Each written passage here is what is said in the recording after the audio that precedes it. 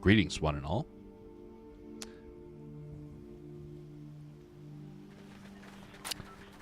Hope you're having a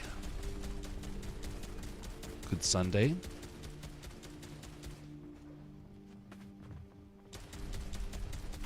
Stand by as I test my audio here.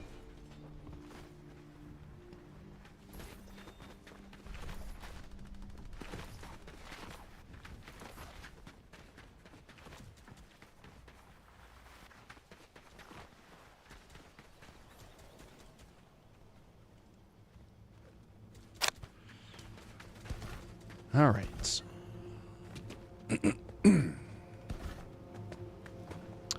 Everything seems to be operational.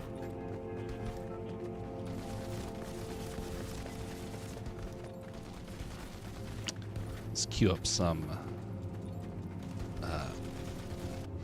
Fortnite lo-fi.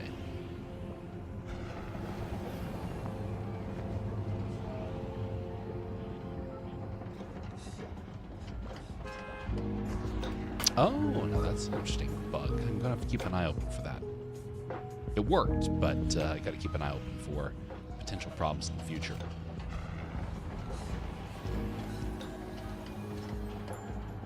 Right, listening to the audio.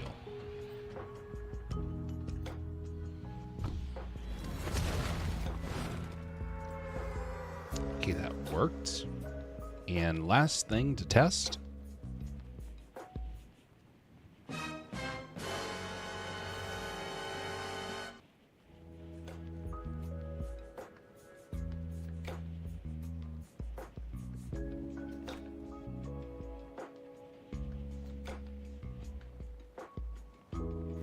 Perfect. Okay.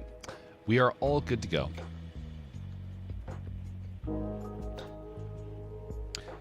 We've been doing this Fortnite followed by art for a while. There is a reason for it. Part of it was to test the new system, but now it's starting to notice it's filling a very important role for right now. It may change here before long, but currently I'm going to let it continue for longer than I was expecting.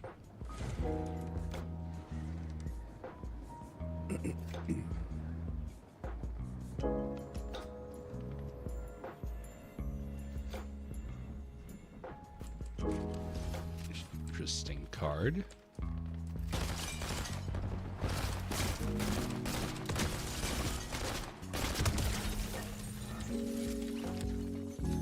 Fast firing doesn't always work.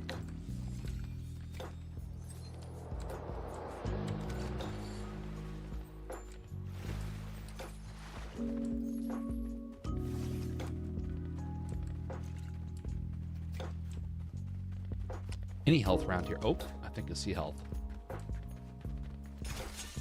Nope. That's just ammo. Oh well.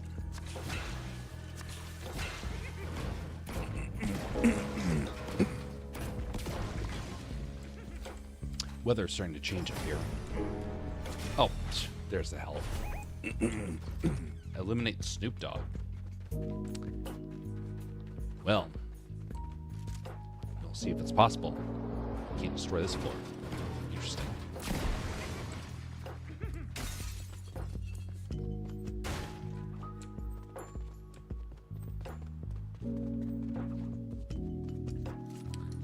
This swimming pool right here.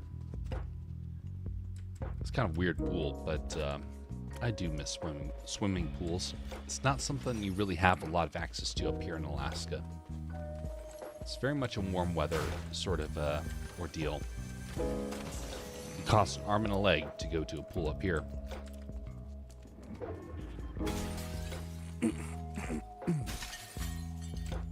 Not like it has to cost that much, but you know, most businesses kind of know that they have a bit of a monopoly.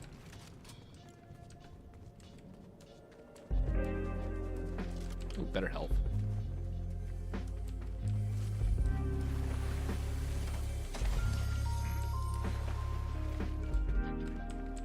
Actually, wait a minute. Swap that out. There we go.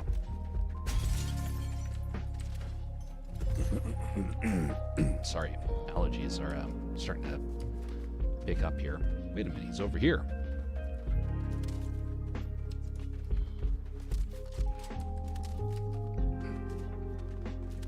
Time to snoop around for a dog.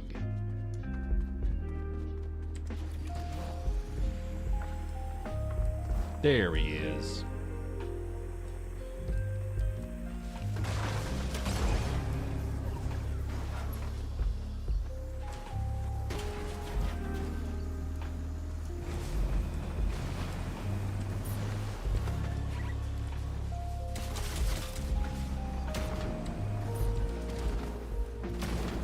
Oh, ho, ho. Oh no. Dang, I did not do that well. Kind of deserved that, I guess. I was a little too careless. Well, I continued to refine the my setup over here, and it's starting to become familiar. The old setup I was working on, I'd done streaming for 3 years on. To shake things up has been unique.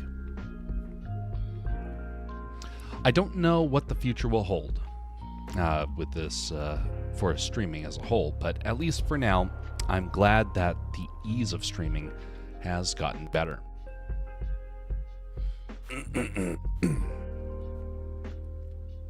Kind of wish I had it back at the start, but you know, if you get everything at the very beginning, you don't appreciate it. When you struggle to get it, it means a lot more to you.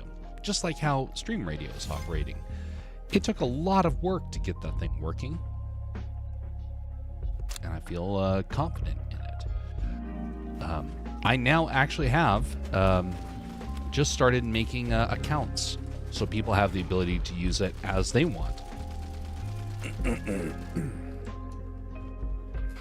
Mostly because I actually heard some people that were having the exact same problem that I was having, and so it didn't take a whole lot to change. And for the updates I was doing, I thought, I'll just add that in for the sake of it. So stream radio is now something where theoretically people will have the ability to use it on their streams too. And it will be something where it's like you will know what sort of music you're playing. You don't have to worry about if problems happen. There's a couple ones where I kind of am waiting for kind of a hammer to fall. And other ones I'm getting copyright struck for things that really shouldn't be the case. So, but that being said, there will be like an indicator. This is what you're allowed to play. This is what you're not allowed to play. And people can submit their own stuff to it.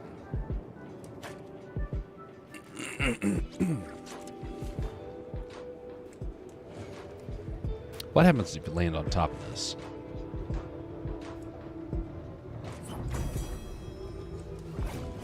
What the?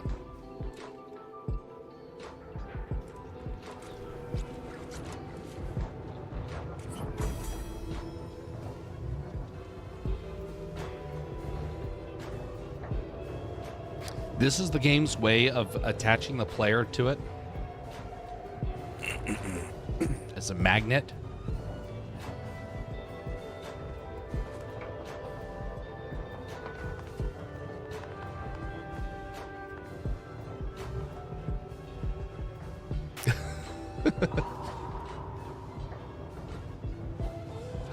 Well, this is entertaining.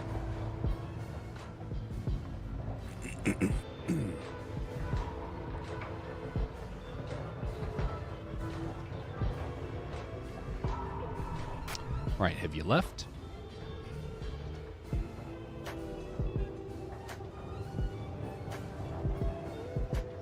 Hello? You seem to have left. Oh, don't jump.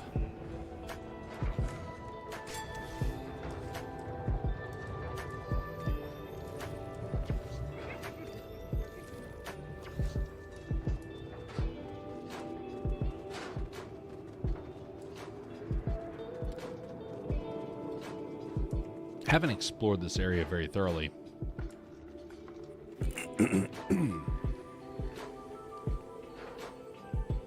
Chomp House.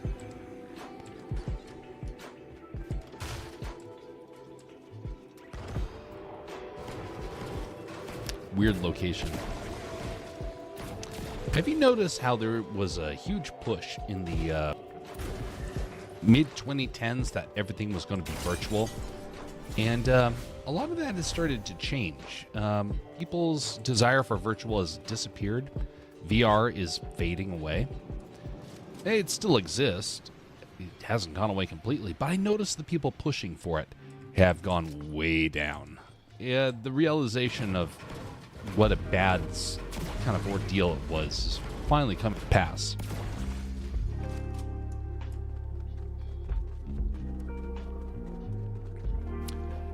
But places like this, they were designed for a digital experience, a VR.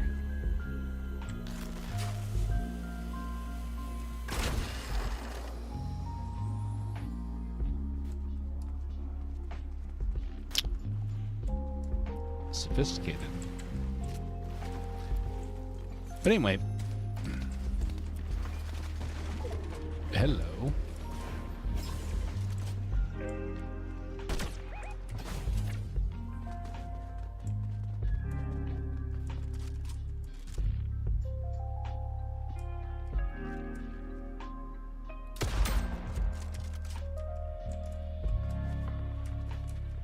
I'm back here.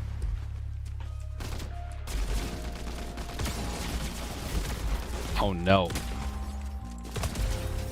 Oh, because you jumped, you failed. If that person just pickaxed, would have got me. Ew, they had a llama crown. And they had dinner. But anyway, the VR experience has very much disappeared. And it very well should disappear. And I don't think that we're probably going to see it the way that companies ever wanted. It will still exist, but it will never thrive with the current setup that they have. See, for the digital world to work, that means the rules of the physical world have to permit it. And it doesn't. We still need to eat. We still need to have physical needs here in this world met. And if we're focusing on the digital, then we're forgetting the physical. See, your eyes and your brain can only give you so much enjoyment. You eventually want to find something else. Why would you want to ride a roller coaster in the game without riding an actual roller coaster? That's why VR will never truly work. It had some great moments. Most of it is not good.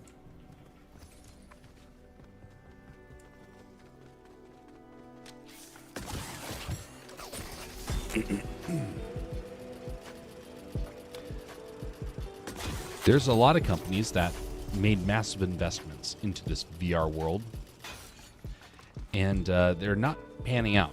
They've lost their they lost the funds that they invested into it. Disney, I think they're very upset. If I was them, I'd be very upset with how things have unfolded. But there's not much that can really be done about it. The VR world is fading, and places like Disney are going to be left having paid for a massive investment that's never going to even give them a good name. It's just a bunch of people are going to be angry at them for wasting money, or stealing their data, or any other number of things. And so the digital world is coming to a close. Question is, will it have a rekindling? I doubt it. In the older I get, the more I'm coming to doubt that it ever should have even existed to begin with.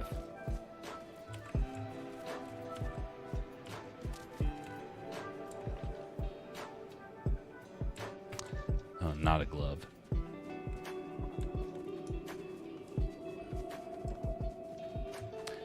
The digital world is a prison in many ways. I think a lot of people didn't believe it. I believed it because I was a bit cynically minded in terms of the digital space. But I knew a lot of people, they're like, oh, this is going to be the future. It's only going to get better. And it never did. The predictions perished.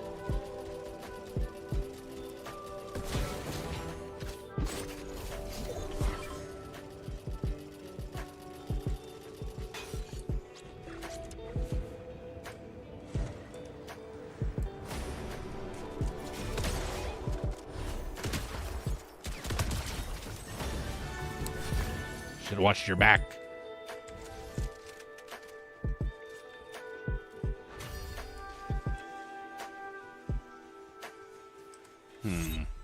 Gonna get that instead. Did they have a scroll?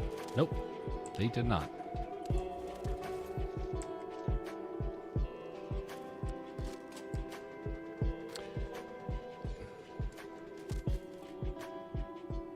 Hello.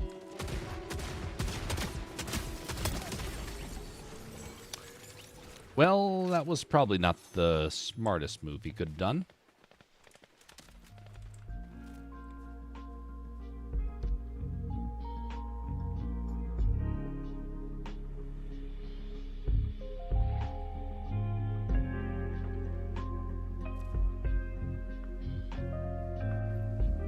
There's people down there.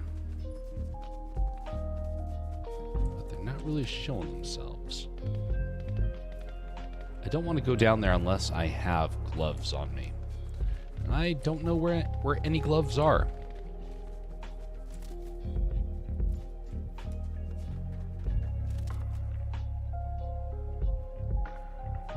So nice to be able to see with the sniper and actually see stuff down there. Beforehand, it was very low poly textured blocks, and now I can actually see things somewhat clearly.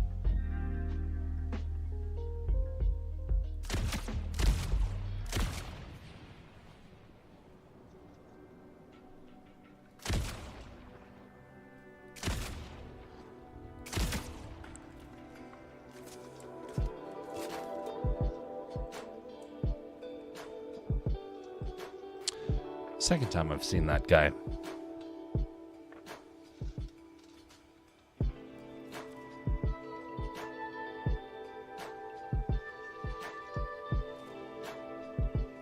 I should keep moving.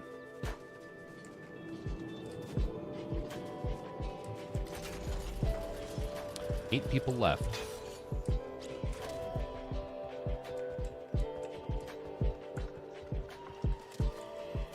The cube. Hello. Somebody here? No. I must have misidentified the notification there.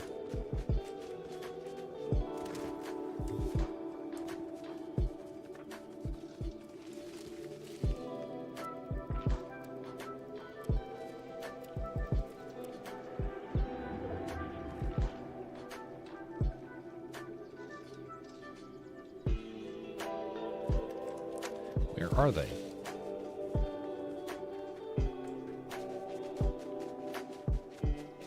Seven players.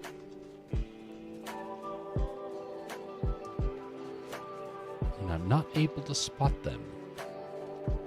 Not like this scope is really good or anything, but still would have expected to at least heard something.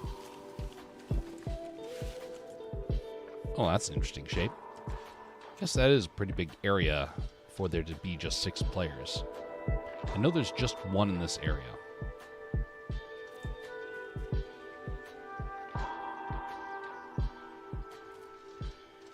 That's sus. Quality humor, I know.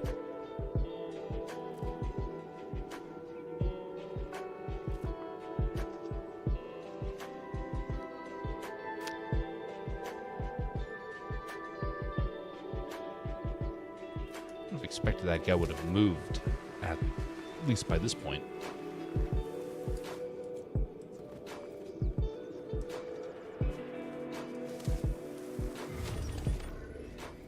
Well, well, well. More people have bit the dust.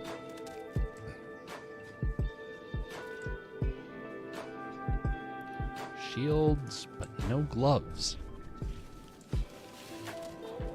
We are gloveless.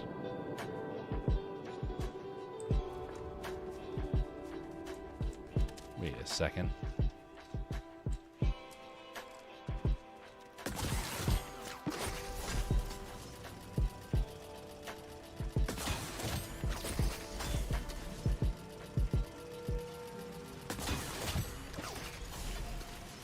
There we go.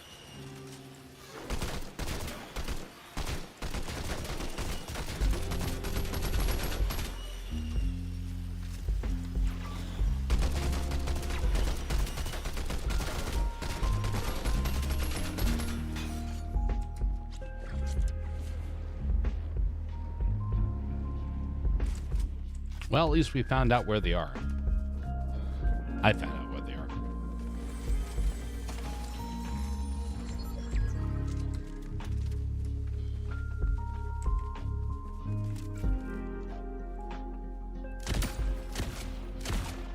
That was a good solid hit.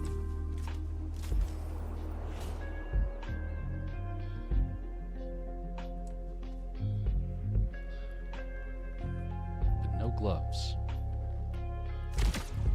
Ew, look who that was.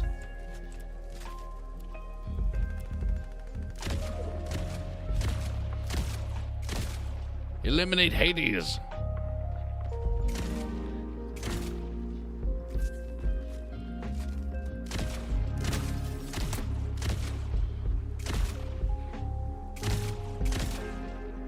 I'm not aiming very well.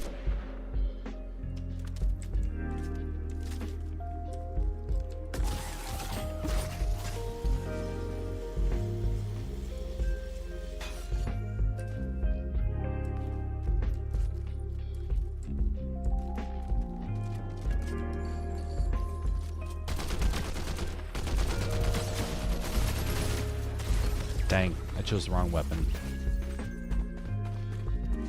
Of course he's going to heal in that amount of time. Well, that's what happens when you can't find a glove.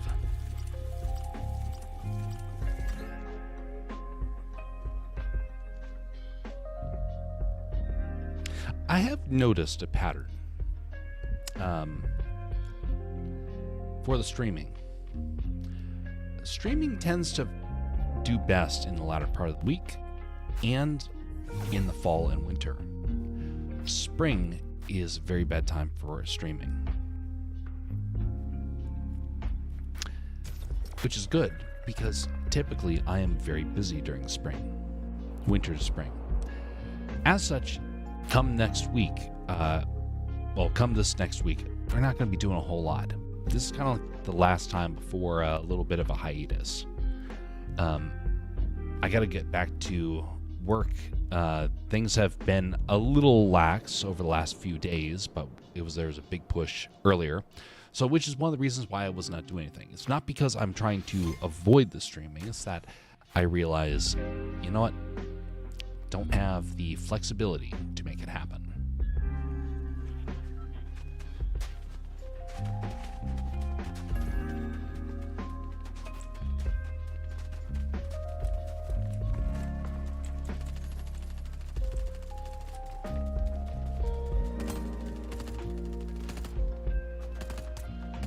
I want to aim for that character's hair.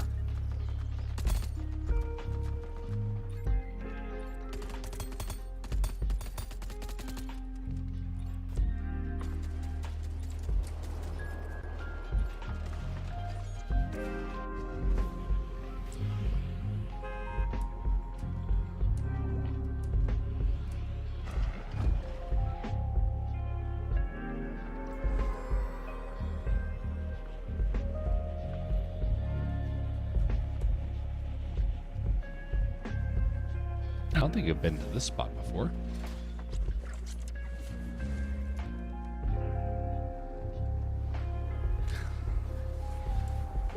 Sorry you tuned in late, but hello.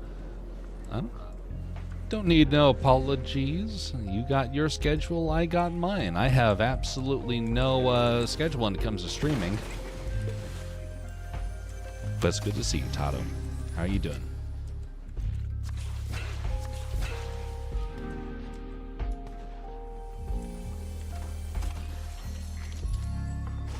There was a streamer who I was around a bit, and unlike me, he actually did get like super upset about when certain people didn't show up, and it caused so many problems.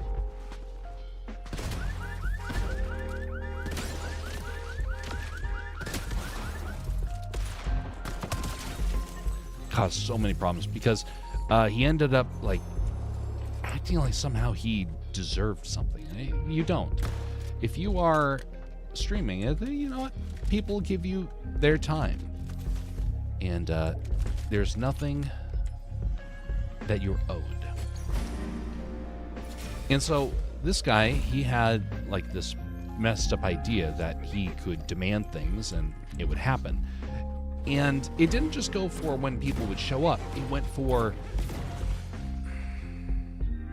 subs. It went for bits. It went for a lot of things. And eventually, people just stopped giving it. And I was like, of course, you were treating it like you were entitled to it. That's not a good way to make a business, let alone have a community. Interesting how that stuff unfolds. I do not like the situation here. Oh, there he is. Oh, golly.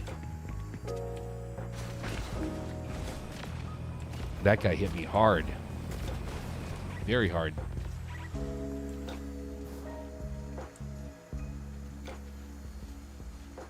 Ah, he's the rival. Well, you know, rival, you just have to keep up. I'll fight you in the water. This isn't a car, it's a boat.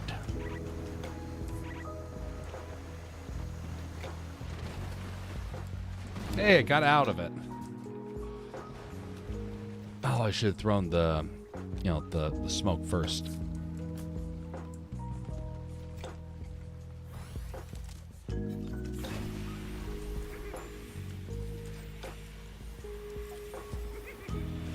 Oh, I forgot to put the moose shoes on this guy.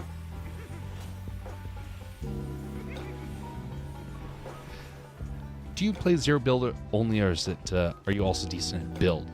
So I'm decent at build, but it's not for the reasons that other people are decent. I know the builder's weakness, and that is a false sense of security for your structures.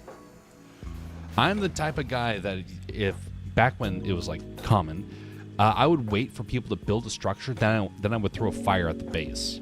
That's how I play build. I use people's own structures against them. So when they're building all the way up into the stratosphere, I'm at the base, waiting with a hammer, a jar of fireflies, or a bazooka.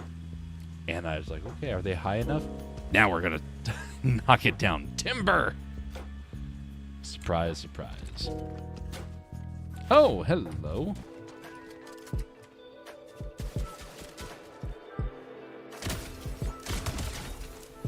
Anonymous.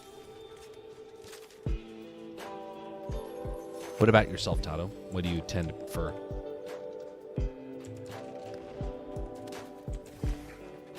Who else is here?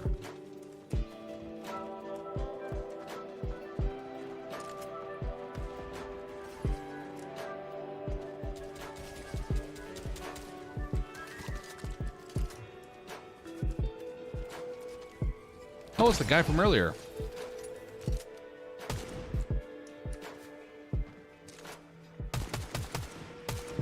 Ooh, I messed that one up.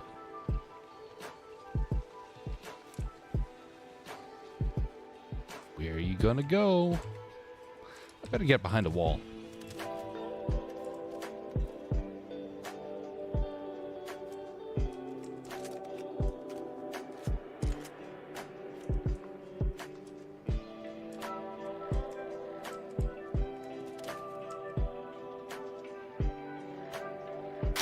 The guy doesn't want to fight.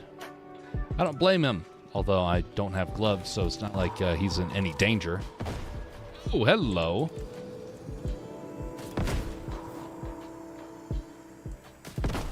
There you are. Follow me.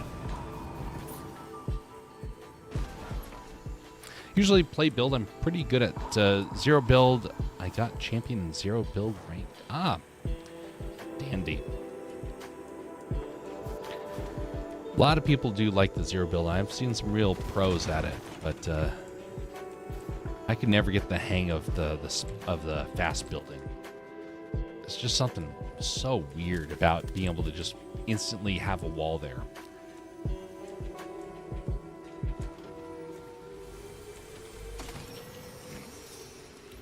I'm pretty, simple when it comes to that sort of stuff. I don't have youth reactions. I saw a guy, he would do a massive amount of clicks and instantly have himself a structure. I don't know how to do that. Not in the slightest. Whenever I try and build something, I have to think through, okay, do I put it here? Do I put it there? And other people can just do it instinctually. But if you can do that way, then you have to watch out for the person that knows that weakness, and then suddenly they put faith in their structures, and then you know how to exploit it. Oh, it's the guy from earlier.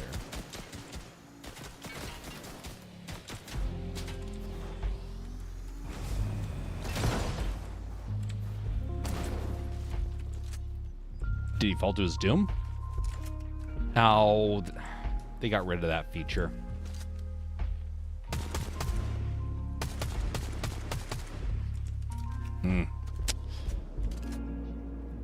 Playing console? Ah, yeah.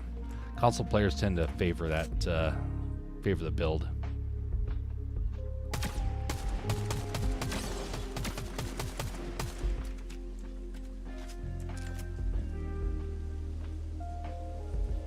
What are you going to do now? What are you going to do?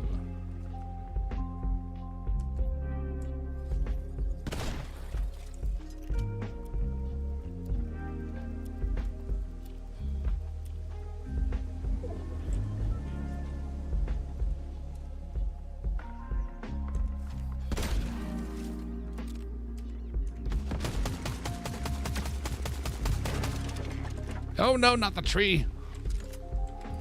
Not the car. Oh no, my car's in trouble. Oh, it's stuck. I'm out. You've been good, car. It's time for me to run. Did you just... Oh, you did. You went flying to the sky. Wait a minute. Good, sound's still working. Just want to double check that. All right, so you went up there, and I probably need to watch out for him, landing somewhere in this vicinity. But I got a strategy. Balloons and a rope. Hello? Are you him? I don't know. That guy was a chicken. He fought me and chased me, and then suddenly he runs. Wait, are you still back there? Oh. No, it just decided, the car decided to blow up finally.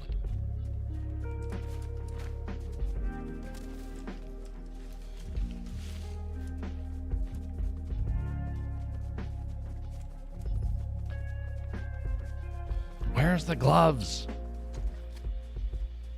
How can I find victory without gloves? How else will I keep my hands from getting dirty? By the way, I hate wearing gloves. They're always too small for my hands. And I don't have massive hands either. I got modest large hands. And so, problem is that the number of items that I can be able to use that are, properly fitted, like rubber gloves or whatnot, they never fit. Even leather ones, a lot of leather ones don't fit me either. My fingers are too long, or it's not thick enough. It's a weird combination.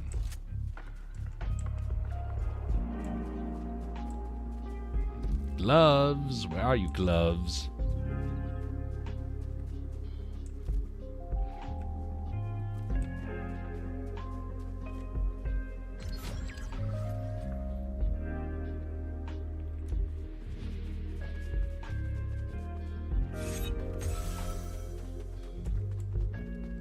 Find me some gloves. Somewheres.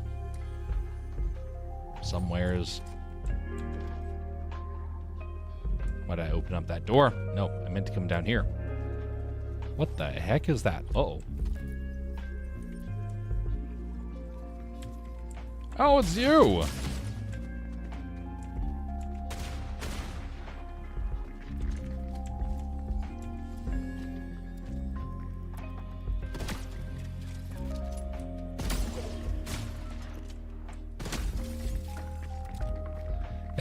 This is quite the rivalry we have.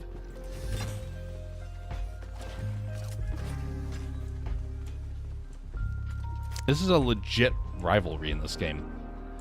We are actually... Oh no. Oh no.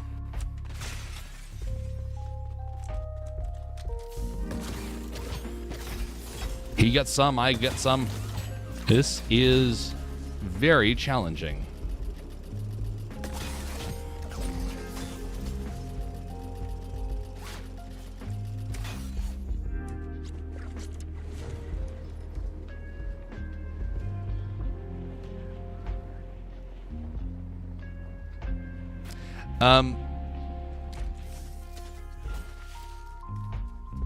How delayed is your chat? The chat is delayed by,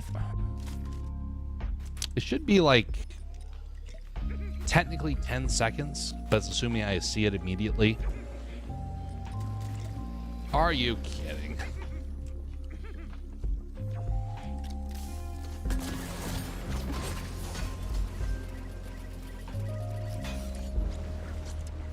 That guy's fast. See, this is why I need the gloves. Now, I know there's some people, though, that they'll make sure their chat is, like, super slow. And I'm not one of those people. The only one that's slow is the Rumble side, but that's because of a default on their end. You can't choose faster. YouTube is, I think it's 10, 15 seconds. Twitch is, like, 5 seconds.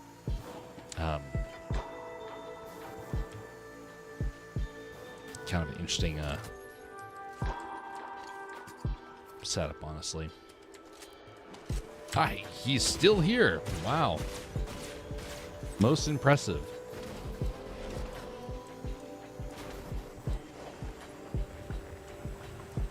Please have gloves. Please have gloves. Nobody got that.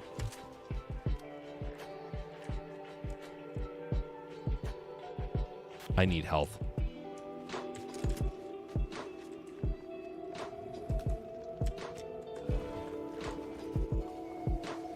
Okay, I'm out.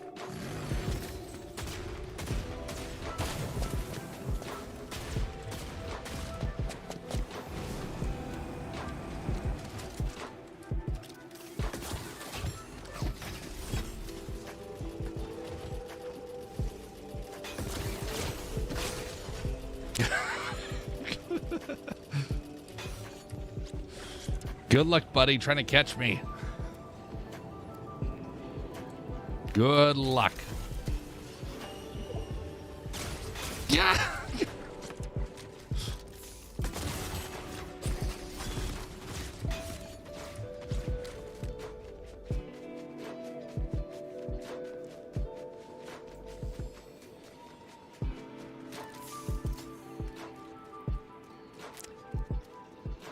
This has got to be a little tiresome for him.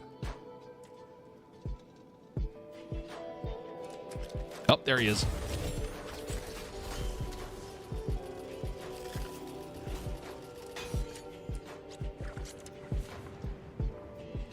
We are going all over the... What is up with Aang's legs?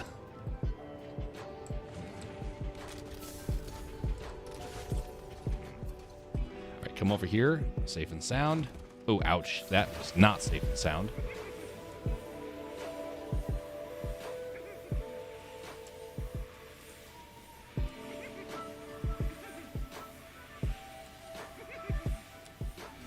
Have you finished all of the Avatar? Watched all the original 3 seasons. I've not watched anything since then. Even so, it took me a long time to finally watch it. I did not have access to television when I was younger, when it came out. And so I didn't watch it until I was well after college. In fact, I watched it for the first time almost 2 years ago. Very long time frame to kind of wait for something like that. Okay, I need health. Here we go. Health. Even better. That guy had better be careful next time we cross paths. Oh, he's in trouble now.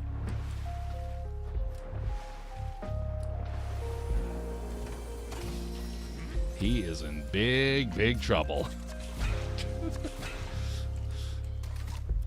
All right, gotta get up out of here. What about Legend of Korra? I've not watched that. Honestly, I wasn't a fan of some of the stuff that I was hearing about Legend of Korra.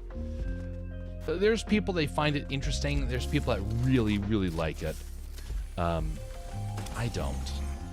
And there's too much propaganda inside of it. It's not full of propaganda necessarily, but there's enough of it to where I'm just, I can see it a mile away. I'm not a fan of it. So if it has even a little bit of propaganda, I get very reluctant to want to watch it.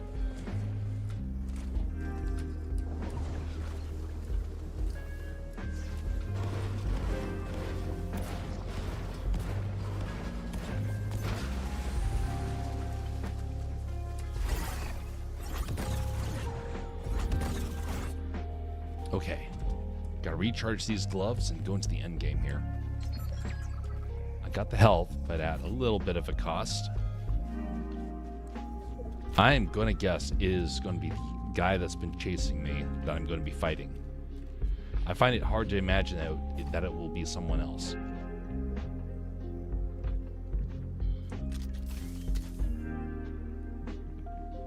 Gloves almost completely charged again.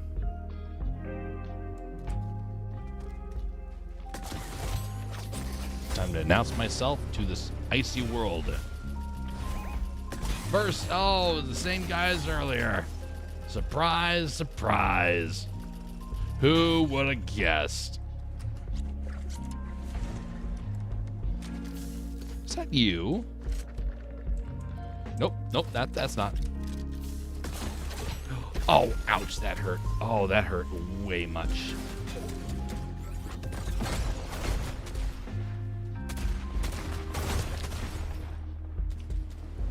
That hurt a lot. Oh, golly. Oh. Pizza time. Oh, no. Not me, pizza. Oh, no, it's him. It is him. I'm in such trouble. I am in such big trouble. Everyone knows you can't eat pizza when it's cold out here. It's too icy. Ooh, ouch. That could have been bad. Nope. I'm out. Goodbye. I don't want to fight you anymore. I'm out. Pizza time.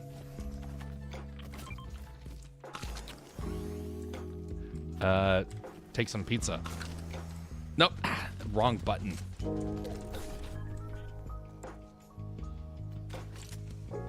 Oh. Who is that?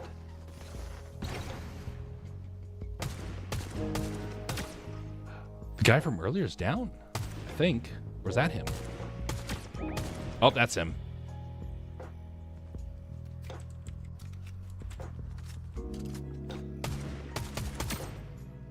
I do not have very good weapons right now.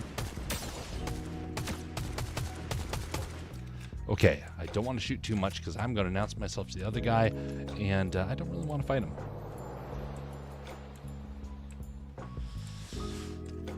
What's the storm damage at? 5? No, not worth it. I was going to go back for the pizza, but I think it's a little too risky.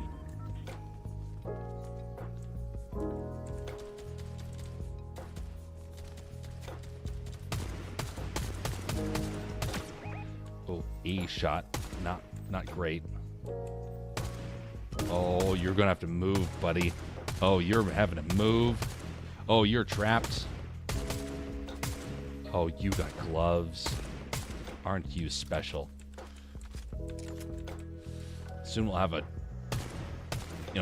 glove fight where the gloves will come off. Or not.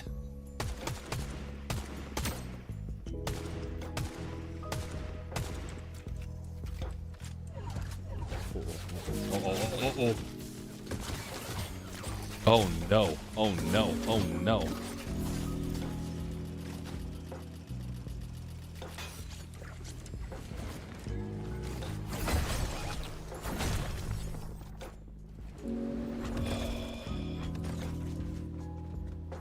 Where'd you go? You're not the one I'm fighting.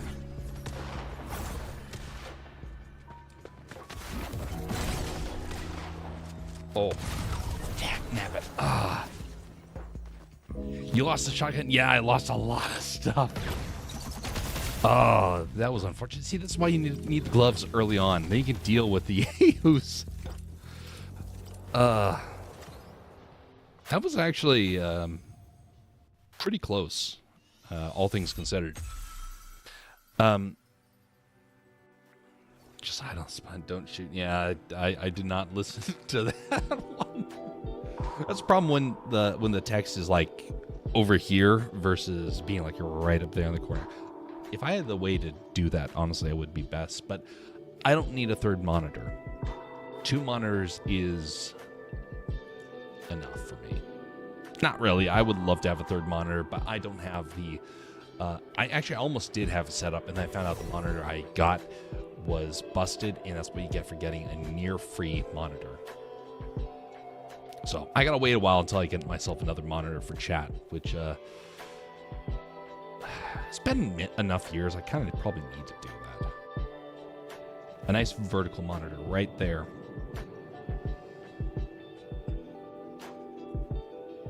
As Project Next.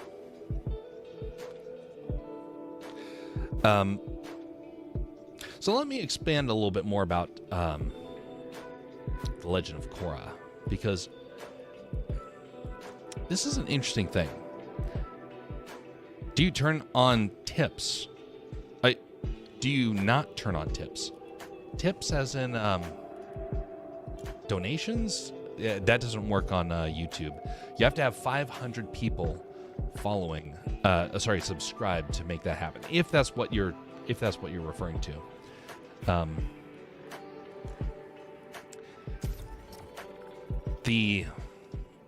And I also don't have a third party thing, because here's the thing a lot of people won't tell you that are streaming. The amount of money you make from donations is incredibly small. You have to make, and I kid you not, between $50 and $100 a day to justify the income. It's not a lot of streamers realize this until they pay their taxes, and then they're like, "Oh my goodness." So I don't have the tips because I don't have enough people over on YouTube. I don't have enough people on YouTube because I don't play up the the things that YouTube really wants to promote. I had an opportunity for that with Rumble. And besides the one where I got spammed with the 19,000 viewers, I legitimately got one of my shows on the front page, and it did very well. And Rumble reached out to the person I was working with, who said, "We want more of these. We're willing to pay," get this, $250,000 to make this happen. Because of one show I put out there. So what happened? Why did that not pan out? Because the person in charge was a numbskull who didn't realize the good offer he was being given. They didn't care about me because I was the underling to the other guy. And so thus, the opportunity failed.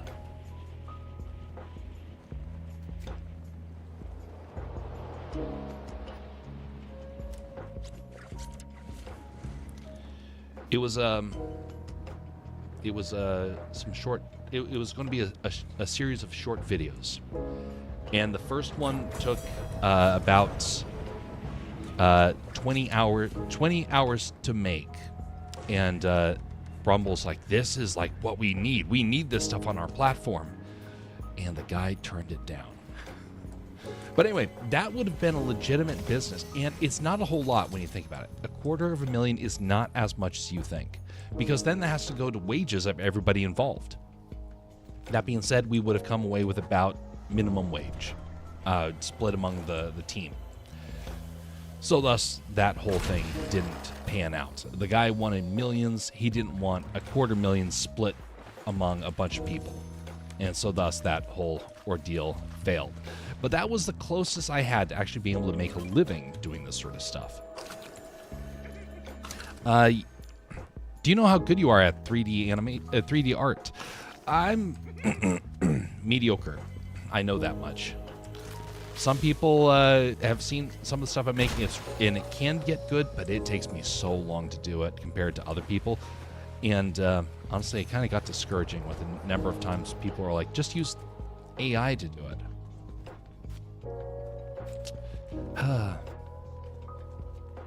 I got so tired of being told, just do it with AI. You should do tutorial videos and maybe get a lot of views. I've had a lot of people give all sorts of ideas about how to help the streams grow. And tutorials actually was the very first thing I did. It did not pan out so well. It did not pan out well at all. Because it turns out there is an appetite for tutorials, but YouTube has started to cause problems, and they don't want it to be successful anymore. Well, that doesn't work. Hey, Cube. So I did actually start off by doing 3 tutorials, and the tutorials got 1 view, and I think it was a relative. Another glove. Wow. Can I carry that? No, of course not. Of course not. Well, I know where some more are if I run out of this one.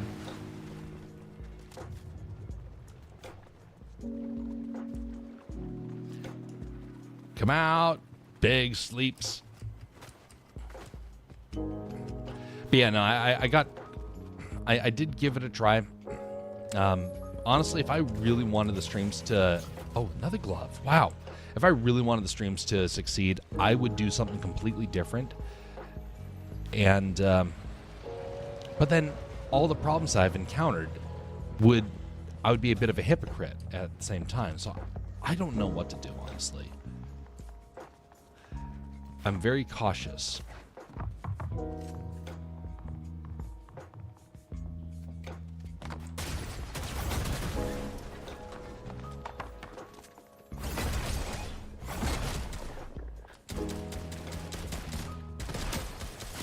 No! What the? Oh, that guy didn't get damaged at all.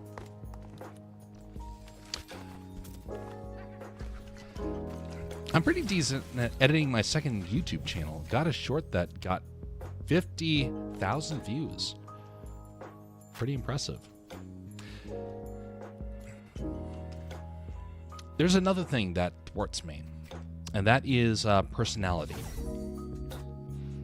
When I was doing roleplay, I had my biggest streams doing that. Well, biggest ones outside of that one glitch. And it did not last very long. Because around that time was when the infighting began. You're not going to hear this from most YouTubers, streamers in general, but there's a lot of infighting. There's a lot of bad blood. So imagine it like this. Let's say you have some people you work with doing some streaming content. You have success. And then you go on to do your collaboration thing. And somebody comes back and says, we don't want to work with you anymore. It's like, what's the big deal? It's the infighting. You have suddenly become successful, and other people don't like that. I won't go into the story about what I saw, but I did see this happen in a very bad way, and they all pretended to be friends, and then the moment they were behind closed doors, 3 different groups of people reached out to me in order to try and get me to side with them against the other guy. Every one of these factions were like, hey, we gotta, do something about this guy. Like, I'm not here to do infighting. That's your job if you want to do that. I'm just going to do this because, I'm doing it for the sake of it. If I'm meant to be successful, it'll happen. But most likely, it's not meant to be. And it's not something I should necessarily be chasing. I should be chasing impact rather than, numbers. And what's more, a lot of the people that have the thousands of people don't actually have the numbers that they say they do. Because bots. If you watch a stream that has 2 million subscribers, and you notice that their interaction is the same as somebody who has a few thousand, that tips you off they're probably bots. There's one type of media that I really want to make, and that's the one that I was denied the ability to make a couple of years ago. It would take a lot of effort. It would take a team of people, and I don't have that team anymore, or don't have access to that team. Should that happen again, I got some ideas. We were in the process of setting up many channels, of which a lot of those ideas still exist. And maybe, just maybe, they will make a comeback. You're never out for the count, and, a lot of people think that one and done is what happens. You fail once, that's over. No, you got a couple of attempts if you really have dedication.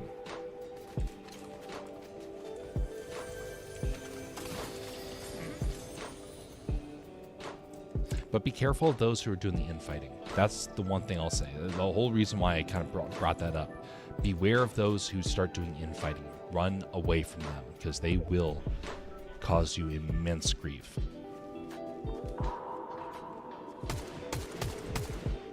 Come on.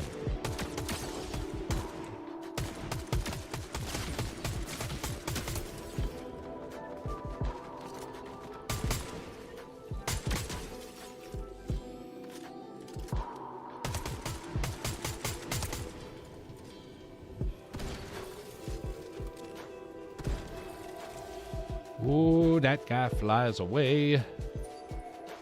Pizza time. I thought of making a third YouTube channel making Star Wars edits. Be very careful with that one. Disney is not kind, and they will crack down. Disney is one of the most aggressive companies out there for legal stuff, and they will find you.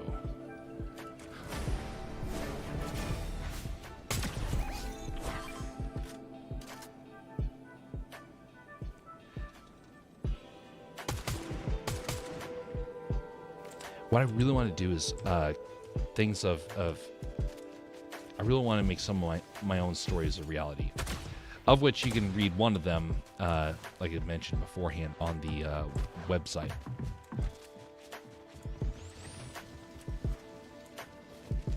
What are you doing?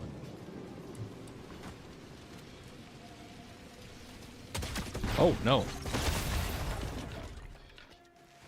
That's an interesting weapon.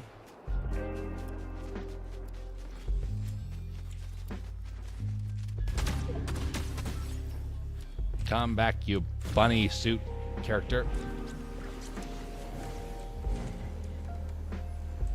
Yes, we're just going to keep bouncing, it seems. Bounce. Bounce. Come back here. Got an idea.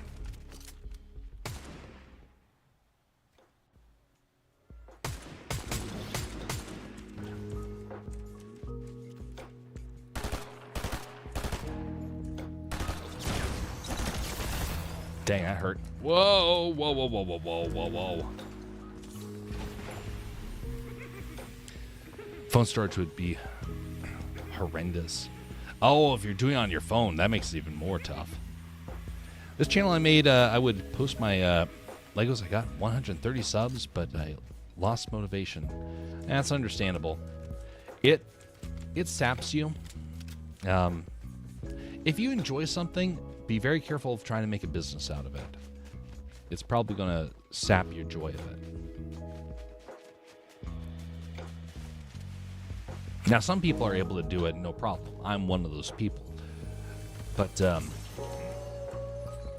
also got to know your limits. Hello.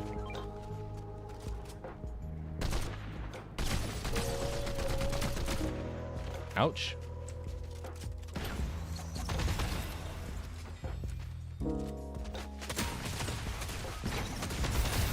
Oh no. I walked right into that one. I should have reloaded that beforehand. Blast. I deserved that one. And I also needed gloves. Phooey.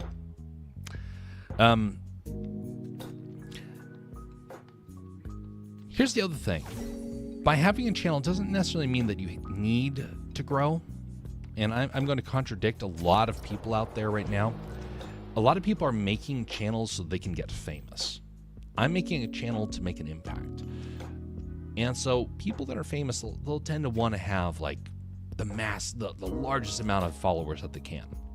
Believe me, if I wanted to get a massive amount of followers, I know the strategies. My conscience says no. I've intentionally avoided some of those decisions. And I say that not to try and say, look at me, how noble I am. I'm saying it's like a warning, saying, hey, I've seen the other side. It's not worth it. And I can tell you that you can find success by, not going down that path. If you love your friends, you won't stream. If you love your family, you'll not stream. If you love your family and your friends and you want to stream, don't pursue fame, and you'll be in the clear. Fame is going to come regardless. I found out that I'm actually more famous at times than what I realize.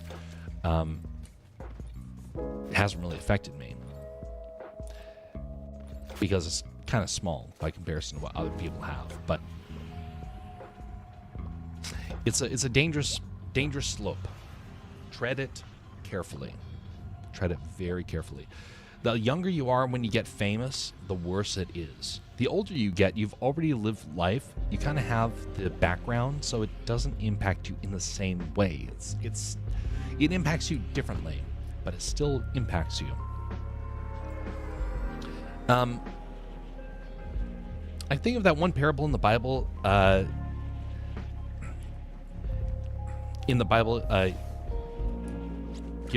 The master gave the 3 servants each coins. 2 of them invested in made profits, and 1 hid it. If you got to be the person, hid it. Sorry, my bad. I'm not reading very well. And made profit, and the one just hid it. You got to be the person that wants to grow. If God gives you something, you should do something with it.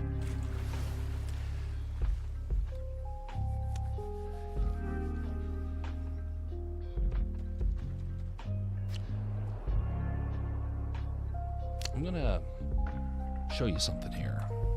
We're going to hide over here in the corner. We're going to take a brief little detour. If I get eliminated, it's fine.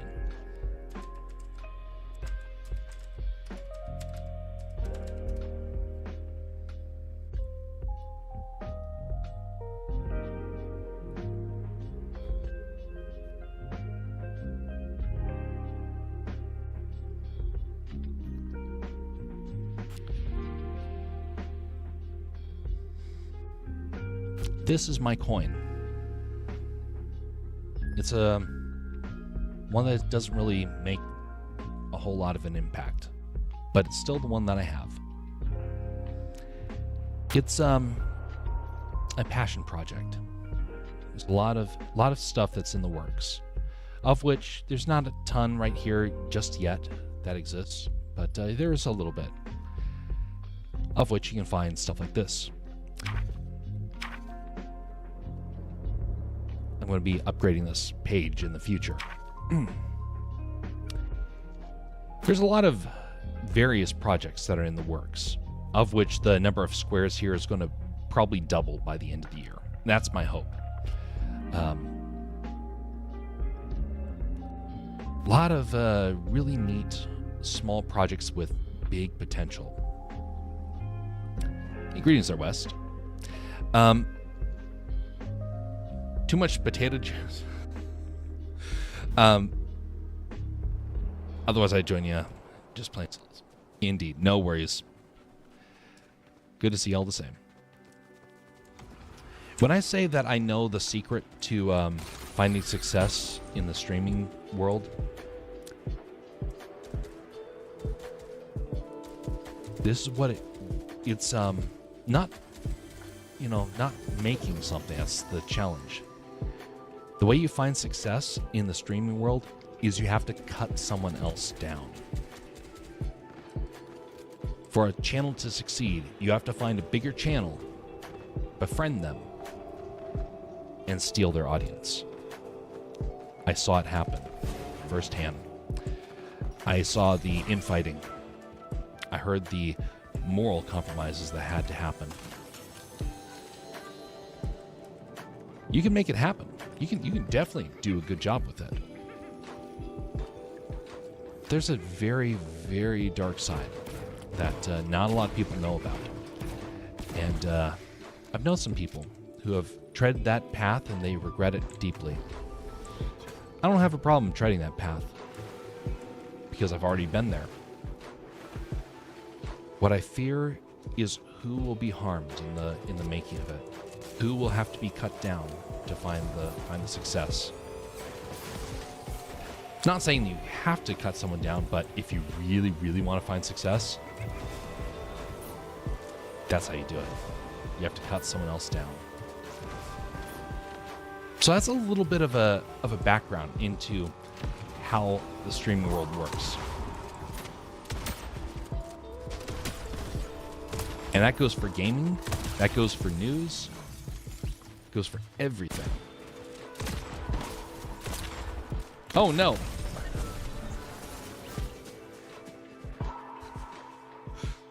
Oh no.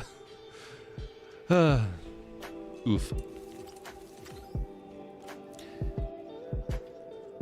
But what you say is true. You shouldn't hide it.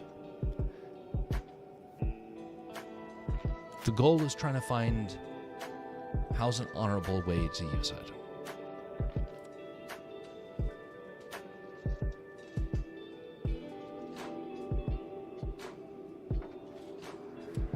Come later this year, you're going to see a bunch of little booklets that are going to be available. Because I know that my strength is storytelling. There's a reason why I can ramble about anything and everything.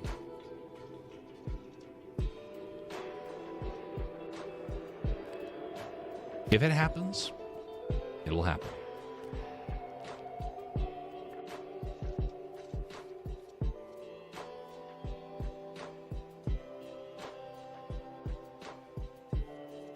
They want my feedback. How important is the following to you? The Battle Pass includes outfits that are part of Fortnite's story. How important is it? Is it not important at all? Is it very important, or would you rather skip?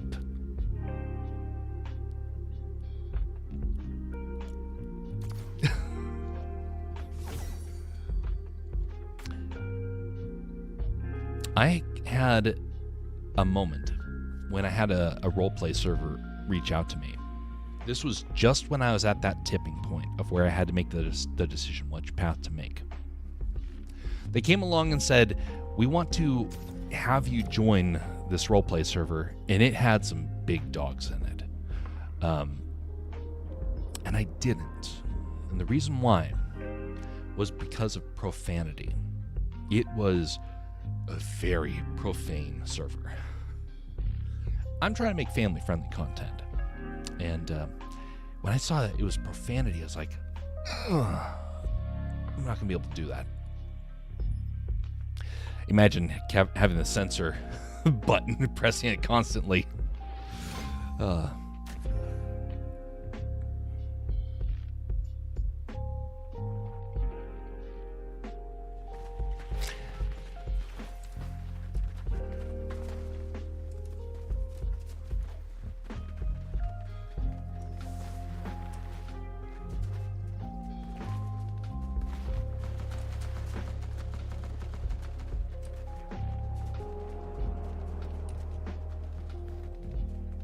Very good at role playing. Have you ever thought of going to an opera or like a medieval thing?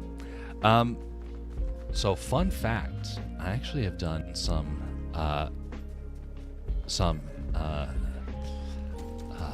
acting as a pirate, and have something I do up here with folks up here in Alaska. Ooh, I'm the bus driver. Time to turn.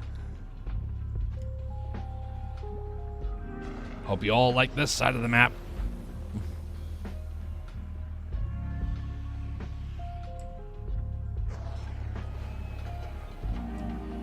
All right, time to loop.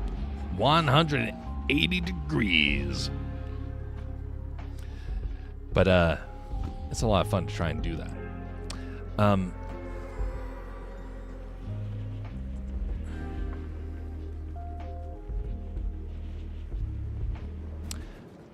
So when I turned down the roleplay server, I said to some folks, hey, let's start our own roleplay server.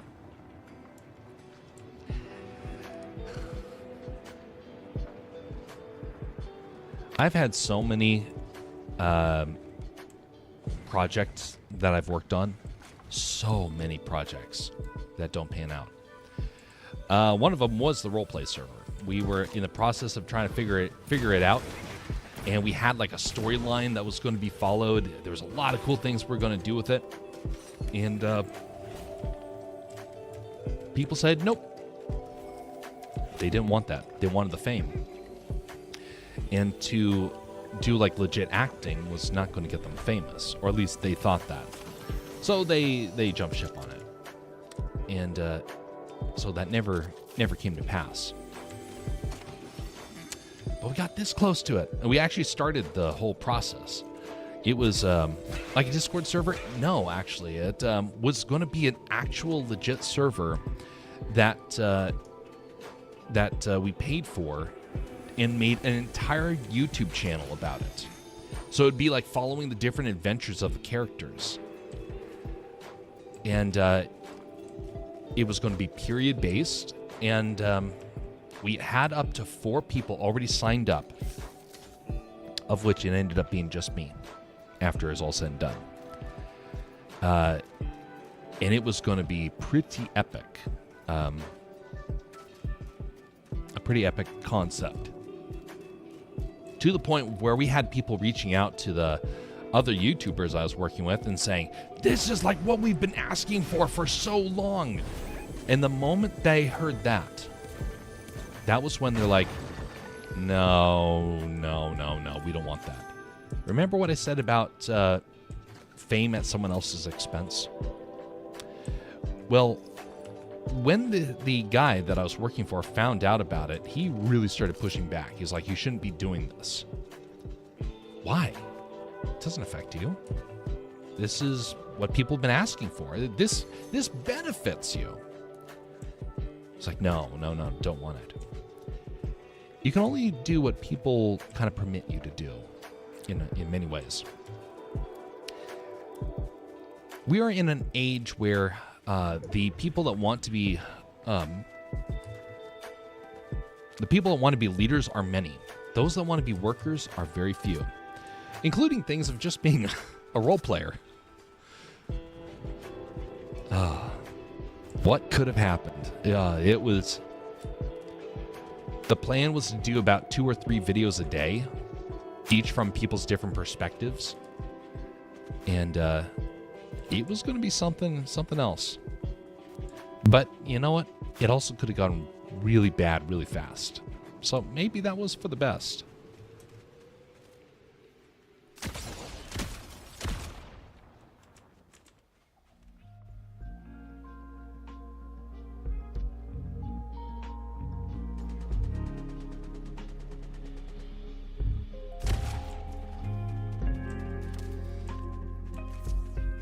Roleplay while playing Minecraft would be cool.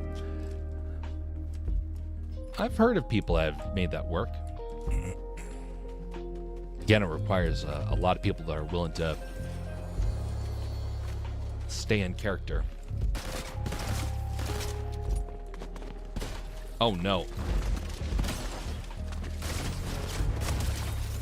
Oh, that was close. That was very close. Gotta drink some water. Glug, glug, glug, glug, glug. Glug, glug, glug, glug, glug.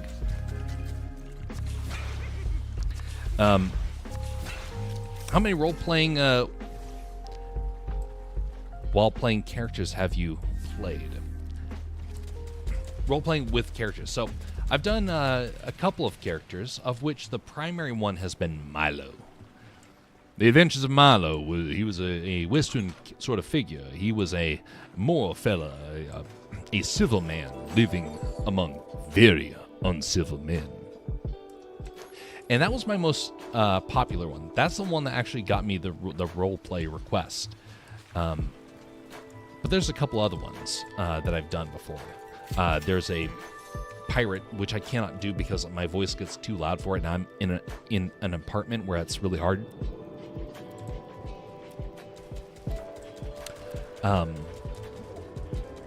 Have kind of like a mafia character that I've done before. A lot of different sorts of characters. But the ones that I did officially was primarily Milo. We got done, I think, 20 episodes before things fell apart. But it's never truly gone. It's just gone until it makes a comeback, of which The Adventures of Milo is what it's becoming. The Adventures of Milo is already, the first book is already written. Right now I'm in the process of editing it. And then once that's done, The Adventures of Milo gets codified, you could say, into a legit narrative. And there's actually some pretty amazing things you can do with it when it's at that stage. So the people that saw the roleplay that really liked it, they're not going to be able to really recognize Milo as much. But you will see kind of a true representation of someone from the West and in a historic and moral context. And it's, at least to me, it's a compelling story, and I hope other people find joy in it too. Maybe learn something along the way. But yeah, that story has been in the works for the last 2 years, and we're almost done with that. Oh, hello.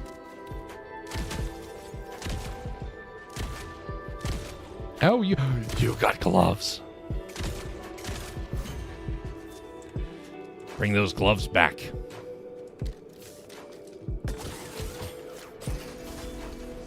My hands are dirty. I need gloves.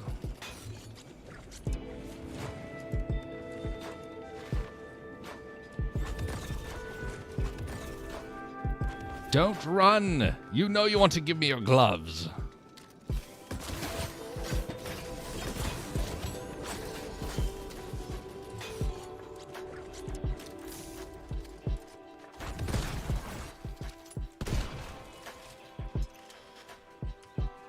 Give me the gloves. Glovesies.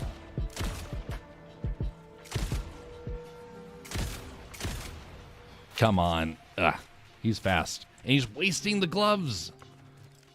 He's wasting it. He's wasted like 9 charges with it.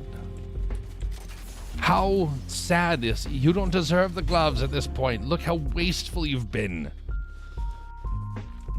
Give it to somebody who's going to take care of the gloves.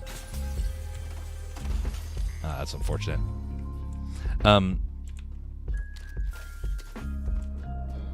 Do you have a costume? I did actually do the roleplay in costume. I had a... It was not a great hat, but still keep it nearby just to remind me of the roleplay days. Welcome, partner. I'm here to tell you the story once again of the adventures of Milo and what I've been encountering across the entire Western territories.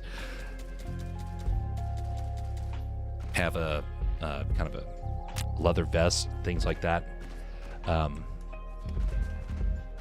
And someone looked at that and they said, somebody looked at the role play that I was doing, and they decided that they didn't want to see any of it, and they actually like actively were trying to stop it from happening. It was really weird. Oh!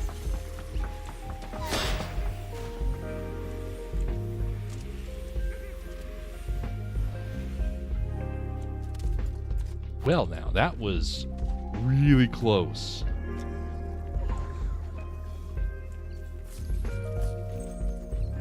What was that guy doing there? Unstable element. What does that do? I'm getting damaged. I gotta get out of here.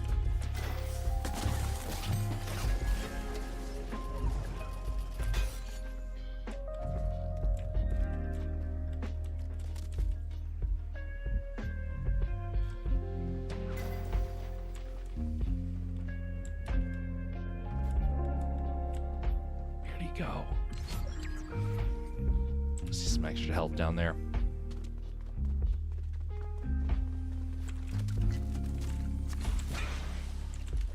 All right, I'm out of here. Something's odd. I gotta get out.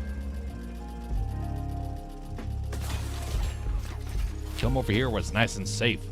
Oh, correction. I gotta go further. I see the you posted some videos on YouTube. Yeah, we got up to 2. That was from one episode, one stream that I put out there. Adventures of Milo Part 1 and Part 2. You'll notice Part 3 is not there. Part 3 was when the other people came in, and that's when the falling out happened. That's when I got told, basically, don't do it. So, I didn't do it. I had the deal kind of struck with them, and then they pulled back. They pulled back because somebody else, somebody who will remain nameless, basically told me to.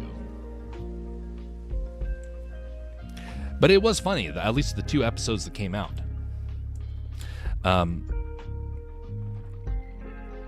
What was it like working at Disney? I was working at Epcot, of which I worked at the retail. And it was actually quite the experience. It was not really retail. It's more like you were a kiosk. People came along and asked all sorts of fascinating questions. And it was a lot of fun. I really enjoyed it. Oh, no. No. Get out of here. Why would I not grab the right item? I mean, that was your own fault for coming up here. But could have given me a little bit more warning before you... Oh!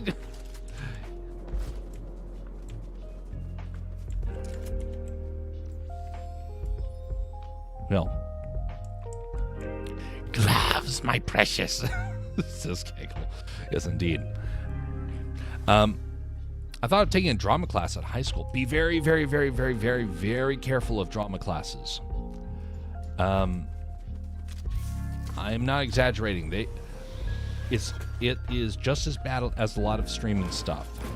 And I say bad because once you've seen the dark side, you kind of understand why there's all the people that give the warnings of it. If you take drama, do it with the right people. Practice it, but don't lean into it, because people that lean into drama, like people lean into streaming, like I said the other day, are usually people that have a really bad life story that has really impacted them hard. And you will suddenly be left with the baggage. I got to see the baggage of many, many, many people because I became their trusted confidant. I will never say their names, but I have worked with a lot of people that are emotionally distraught and really have never recovered. And they turn to streaming or acting to try and hide from the pain. And it never worked. But yeah, be very careful with it. Do it locally, but don't try and do it professionally. Not unless you have a good reason to do it and you have proven your confidence with the small stuff. It's a place where there's a war of the soul. We'll summarize it like that. It is the war for the soul that takes place in acting. And so if you do it right, you've found good success, but you have to do so wisely.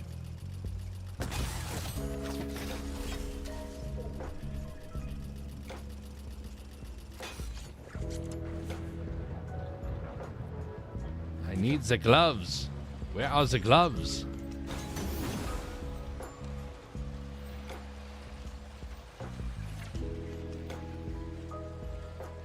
We need the sacred gloves to be able to wage war with the barbarians. Yeah, what does caster and castercraft mean? And why do you pick an otter? Oh no. Oh no. Oh, I didn't make it clear enough. So caster is actually Latin for beaver. And what you see on there is actually a beaver. But the color looked really weird when I put it as brown, so I made it a white one because of clarity of the image. Castercraft symbolizes how I see the world. I believe that we are supposed to be busy, working to try and better our community by bettering what we have been given. A beaver is the caretaker of the rivers and the ponds.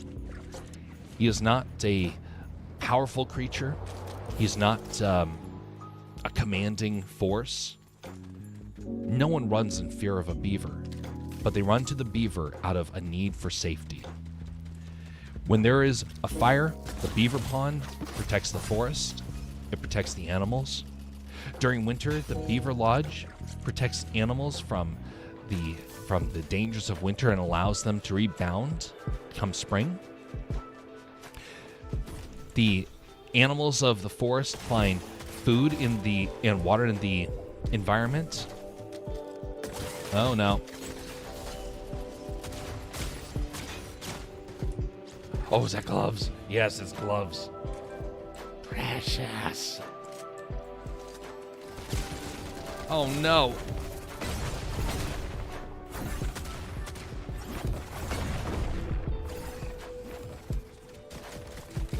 Oh no, where'd you go? That's not you. Oh no! I lost track. Thought it was an otter. Yeah, a lot of people don't realize it's a beaver. Of which, one day, people will be able to get the stickers that I had printed for them. I just didn't have the ability to afford the online store. So I have the stickers, but they wanted to charge me hundreds of dollars for a store that I was not going to be making any money off of. So I'm like, nope, not dealing with it.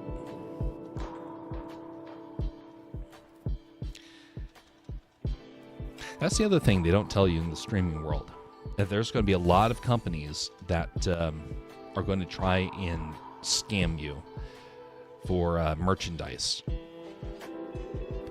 Everything I've gotten for Castercraft has been very specifically either built in-house or done with local vendors in a very safe sort of way. Did I leave Castercraft up? Yeah, I did. Okay. I gotta fix the video area here. So there is a merch area right here, of which have t-shirts. They're very, very few, and this is not the official one that's there. This is the one that I was in the process of making when the interest disappeared. I had original sketches that were going to be there. So here's the shirt concept. I did have someone I was working with to try and make the shirts. Then he pulled out, and so now I have to make them myself, of which I spent hundreds of dollars to actually make my own screen printing device. And then the interest dried up. And then there's the stickers. This is the one that actually happened. So the stickers are there. The sketches are there. They just haven't been printed en masse because there isn't any interest in it. But that's why you can't buy anything here. They exist, but this is like placeholders for stuff in the future, where hopefully I will have the shirts en masse in the future, of which I just kind of need the motivation to do it. And right now, doing it for just one isn't really all that worth it. It has to... I mean, I've already spent a lot of money on the device, and to try and do this would take about another $50 to kind of get squared away. So it's spendy to try and do this, but I'm trying to do it to cost. There's some people, they will charge between $50 and $70 a t-shirt. I wanted to charge it like basic. Like, some people will charge $10 for a sticker. I'm charging like, my goal was to charge like $3, and that's basically to cost for shipping. Making these things are each maybe about a quarter max, but the shipping is what kills me. Alaskan shipping is horrible, and so a lot of items are raised because of that. There's other ways to be able to like save money. Like, I think I can do this for $1, but it would be like unprotected and whatnot, so things like that. Got to get you one of those stickers. Well, right now they're just kind of giveaway items. So right now it's something that you'll be able to get one day. There just has to be enough interest for me to get the PO box open again. That's the other thing. You have to have a PO box. And no one tells you how expensive that stuff is until you open it up. For me to have a PO box so I can even send letters and stickers cost me an average of, what was it? $290 every 6 months, every 9 months. $290. If you wanted to get a legit business one, oh, that's $500. Do you know how many stickers I would have to sell? And how many people actually watch on a regular basis? Right now we have 5 people watching across 3 platforms. It's not a smart idea. Do things wisely. Don't rush things. So I'm doing it as wisely as I can. I don't know the proper pacing for it, but one day, try and get that out there. When was Castercraft made? So technically, Castercraft was begun back in 2017. It officially started as a channel in 2022, I think. Got to grow the channel on Castercraft if it's meant to be. So far, every attempt I've tried to do is just kind of petered out, as I mentioned beforehand. It's not like I haven't tried. It's that I'm trying to avoid the gimmick stuff. And so, like, for example, here's the thing. If I wanted Castercraft to grow, there's 2 things I would have to do. One, I would have to cut back my hours at my full-time job and go part-time. That's the first thing that would have to happen. Last time I did that, I went broke. And I had to beg relatives for a handout. I tried. It didn't work. Because something else happened that I didn't foresee. See, when you have an idea, you have to also have a game plan of how you're going to get from point A to point B, and then how to market it. I couldn't figure out the marketing.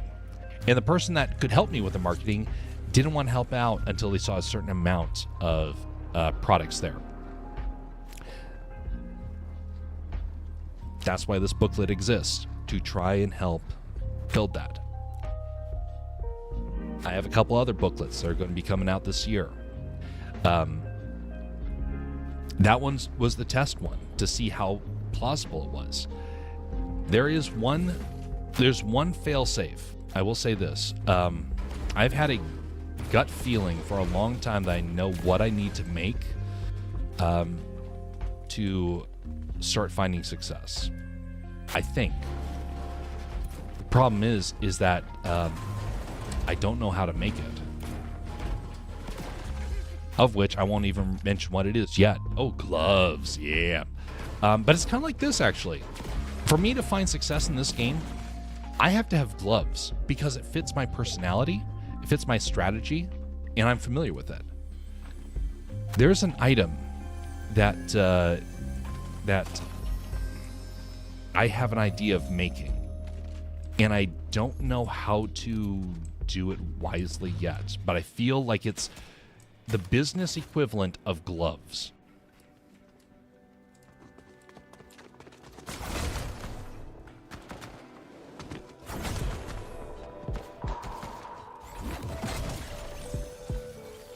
And hopefully, it'll crush the competition that way. Maybe it'll happen, maybe it won't. But I think I know what it needs to happen. I just have to know how to implement it. I don't know how to do it yet. If you don't mind my asking, what is your real job? It is communication and troubleshooting. So, in my real job, I have to deal with people who have to do communications of a various sort. Either they need websites or they need to have videos. They have to have presentations, and I have to be the one to help put it together for them. It's a kind of a weird position. It's not a position you're going to hear a whole lot of people have. It's not even like, it's not a huge position, but people are starting to realize it's kind of necessary in the day of our modern tech. A lot of tech has become too confusing for people, and so there's a lot of organizations and businesses that need that, and so I work with folks that make that happen.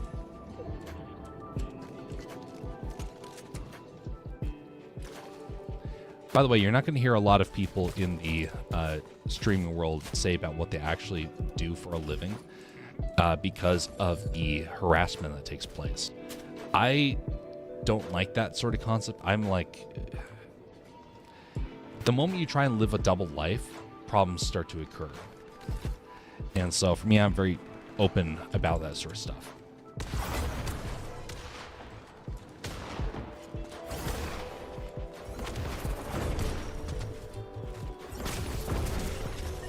Surprise, buddy. You've just been punched. Castercraft magnets would be cool. You know what else would be really cool?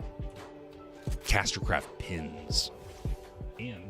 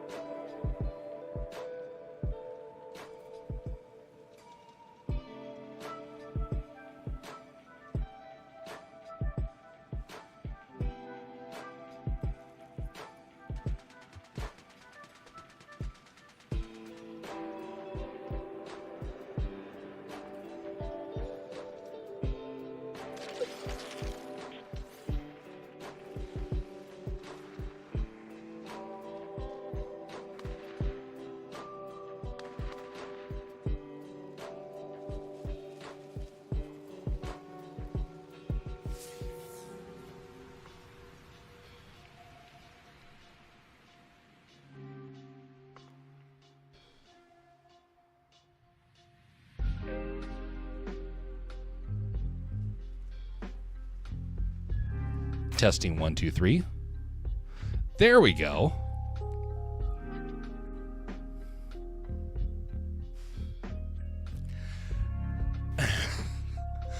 A cable got unplugged when I did my little motion there. We had, for a very short time, Caster Crafts ornaments, Christmas ornaments, and we actually had them made.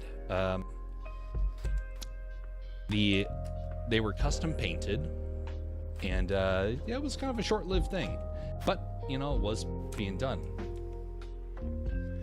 Castercraft plushies. When the story about beavers comes out, yes. And yes, I do have a story about beavers I really want to tell, and I believe it is a very important story to tell. I really, really want to tell this story about beavers. It's a story I've been thinking about for many, many, many years. What? Oh, that guy was very strategic there. I should have eaten some pizza.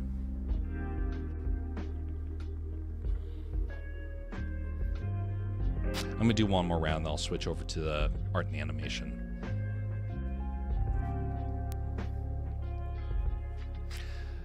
So there's a story about beavers. It's going to be about 10 minutes, maybe 15. It's a short film. It's going to be a drawn story. And here's the problem. I didn't have the skills years ago to pull it off. I do now. And, but it would take a lot of time. There's a guy that I remember watching years ago. He had a business that he worked at. Hello and good night, everyone. Hello, Bastion, and good night. Rest well.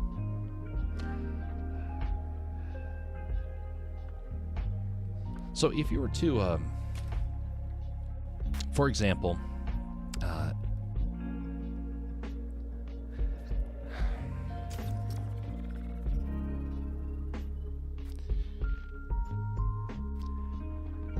so there's this guy. He had this project he was working on. He quit his job to pursue the project. For 3 years, he worked with his job to while he was at his job to make this happen. Then the last 2 years he quit his job to make it happen. And when he quit his job, he got blacklisted from companies, and his video didn't make him any money.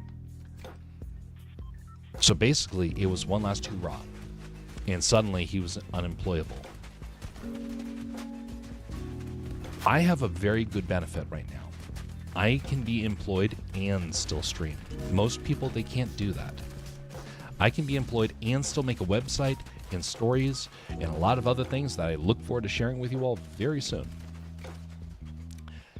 But I can't change careers yet, because the last time I did, I had to get a bailout. And I tell you what, it gets embarrassing when you suddenly show up to a restaurant just for a very small thing, and you suddenly find out you're completely broke. In fact, you're in the negative, and you wanted very much to not be a burden to other people, and suddenly you are a burden. That gets very embarrassing, very humiliating. So a lot of the last couple of years has been me trying to safeguard against that happening again. So when Castercraft finally gets real traction, because right now it's all been hobbies, when it gets real traction, I want it to be so compelling that people can finally catch the vision. I've been spending a lot of time the last couple of years writing, a whole lot of time writing, a whole lot of time coding, because I had to make my own platform for Castercraft to work.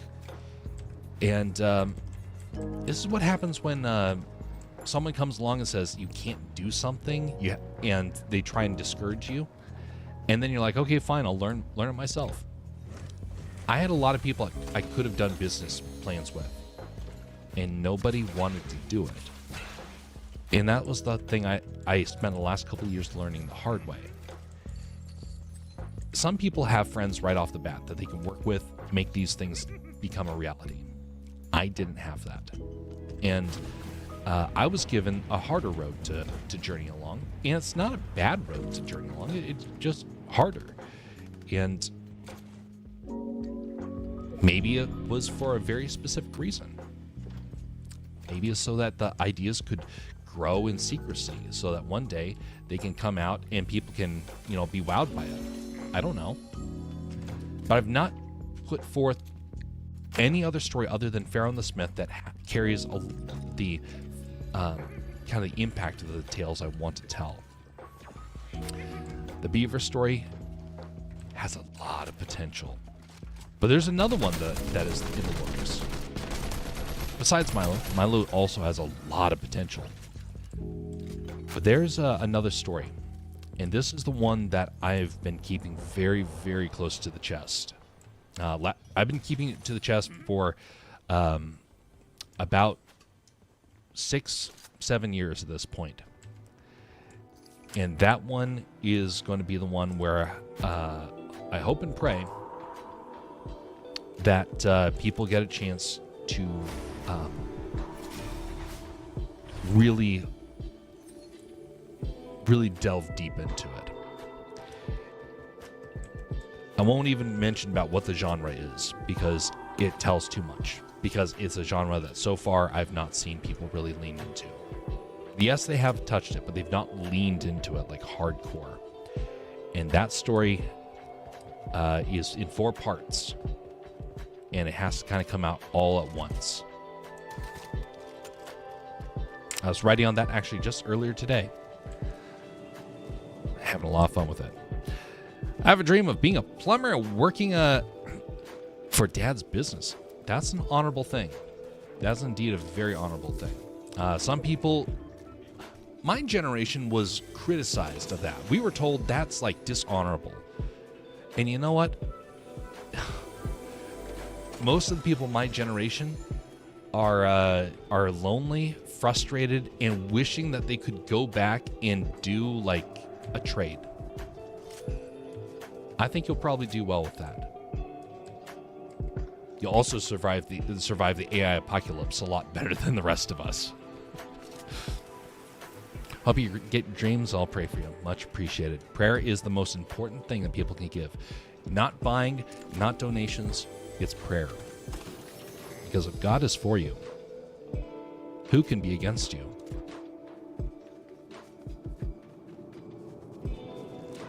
Remember I pulled this up the other day? If you can dream it, you can do it. I don't believe this. I believe if God wills it, you can do it. I want to say an addendum to that.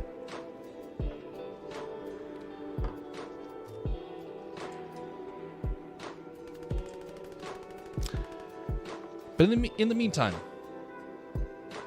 read Pharaoh and the Smith, pass it on to people that you think could benefit from the story, and hopefully there will be more stories to see along the way. Hopefully sooner rather than later.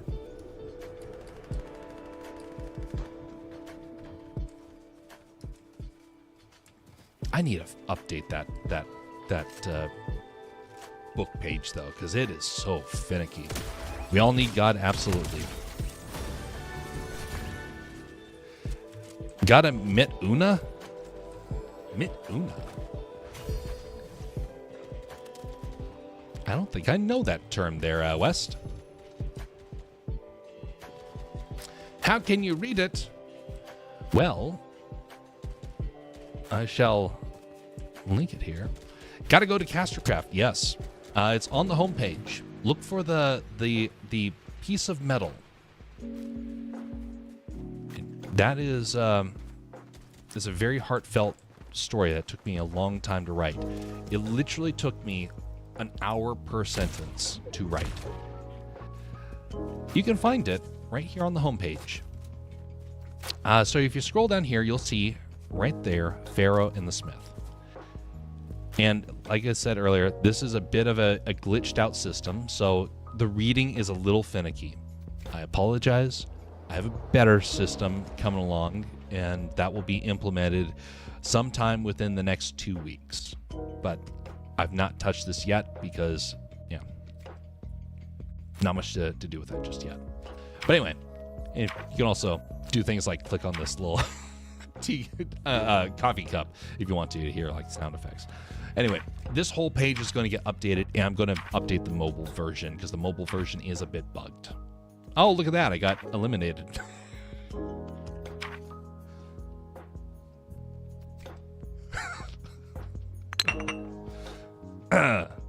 Don't hide behind a twig. That's the moral of the story.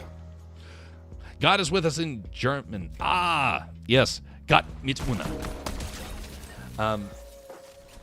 It's been a while since I've read German, so space. Thanks for the clarification on that. I'm watching your stream while on the website. Much appreciated.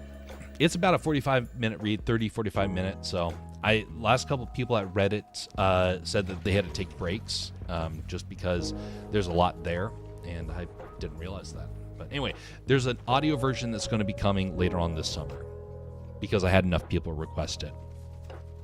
All right, well, we're going to bring this game side to an end, and we're going to go over to the animation side. I got to get faster at animations because the fish animation that we've been working on has a lot of shorts already planned out.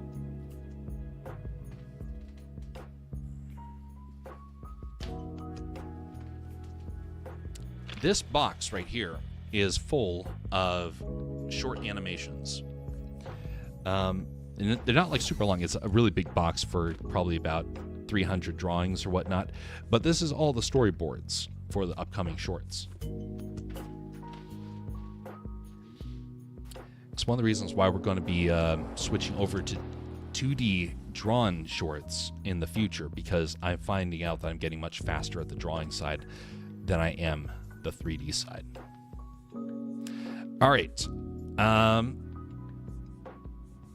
Time to swap up the music.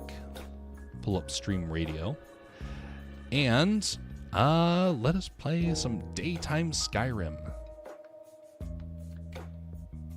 Website's pretty well made. Much appreciated. It's been years in the works.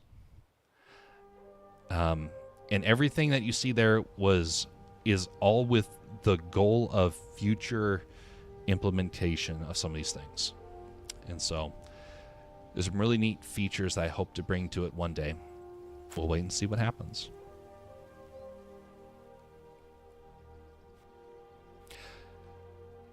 Hope you finish those games. Yep. That is the new thing that got added in. Is a very simple thing. So this was actually more for the game over here, web games. It's kind of a catch-all for some things I've been tinkering on. I had to practice for the update to this website, and I made a game as a way to practice. Well, now the game is basically done. I just got to add the story in, and that part is going to take a few days to hammer out, and I need to get through this next big push at work before I dedicate time to do that. A lot of things I have planned for this summer. It's going to be a busy, busy, busy, busy summer.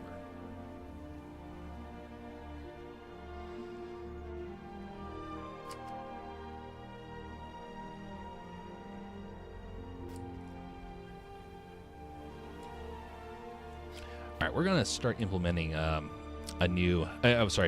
the proper technique for animating here. We're going to grab these keyframes, and we're going to change it to constant.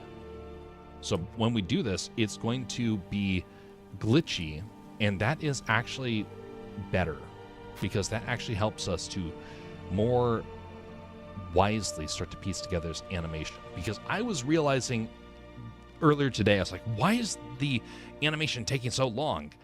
Well, it's because I'm not doing it the right way.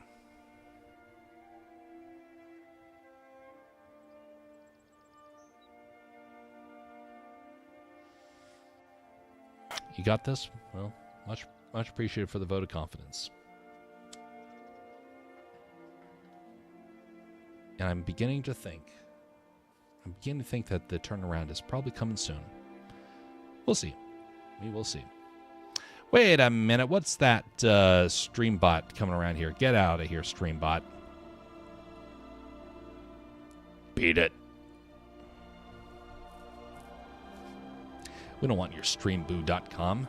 Everyone knows that's a scam. Disney would be proud. I spent a lot of time studying Disney.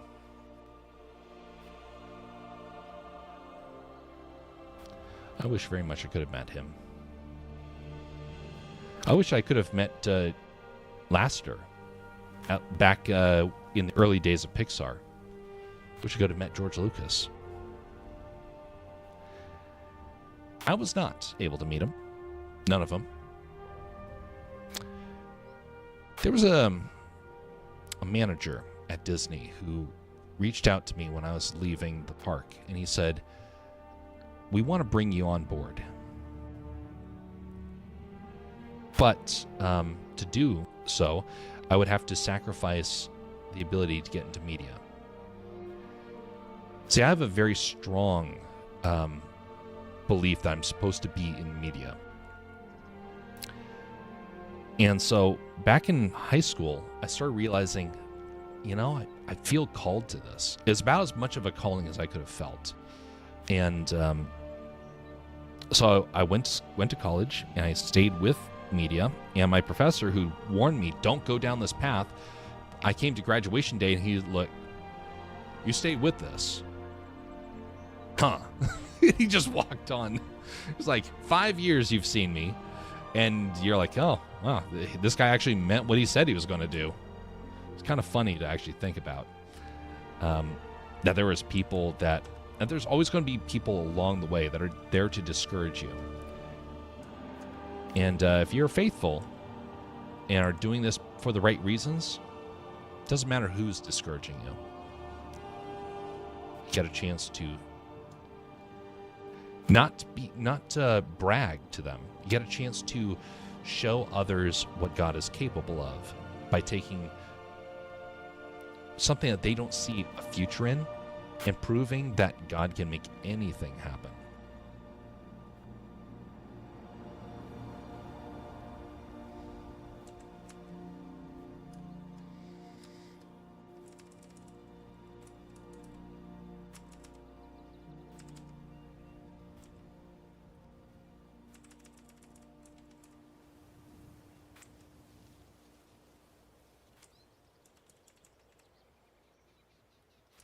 So right now what I'm doing is called keyframing.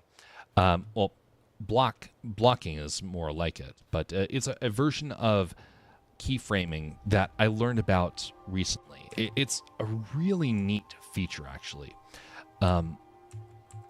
Basically, it's kind of like the old-fashioned way of drawing the extremes, and you're then taking it and doing the same thing with 3D.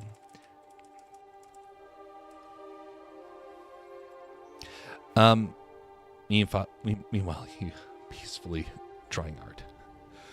I need to get back to the drawing stuff. Streambots be like, nice game. Meanwhile, you're doing the streaming stuff. You're switching over art, yes. Have you ever animated the Castercraft Beaver? Not yet, because I've been in the process of preparing for that. Because when the story comes out, I want it to carry a level of weight with it, because it's not like a dark story, but it's a heavy story in terms of what it's teaching. And every good story has something that it's teaching. The question is it going to be a good thing, or is it going to be a bad thing that's being taught? And that's the part that I want to make sure that what I'm teaching with it is right and good, because anybody can find fame and make something that's, trendy. I want to make something that is deeply impactful. And Pharaoh and the Smith was the first attempt to try and do something like that. And the next attempt is going to be something very similar.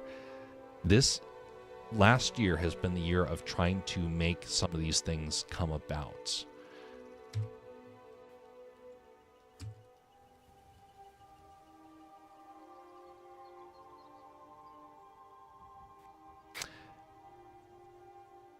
every good story takes a long time, yeah.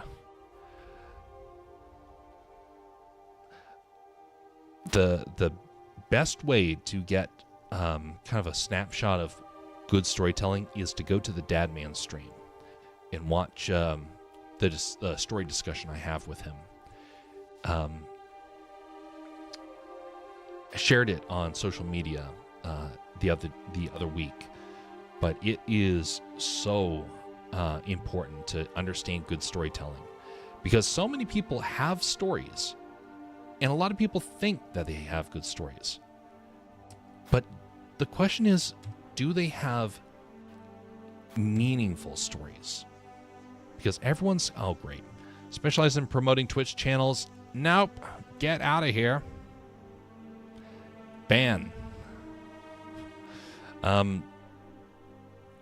Dadman is awesome, yes indeed. He's a good fella.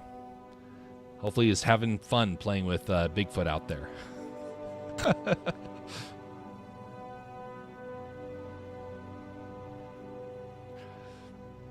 Yeah, I'm super glad he decided to explore storytelling, because I've been wanting to do a deep dive into that ever since I lost my voice in the streaming world. And so I did lose it. I used to have a wide reach, thousands and thousands of people. It's kind of weird to go from that and then suddenly realize that you are no longer in that position. I knew it was going to happen, but it was kind of interesting to actually have to come to terms with it.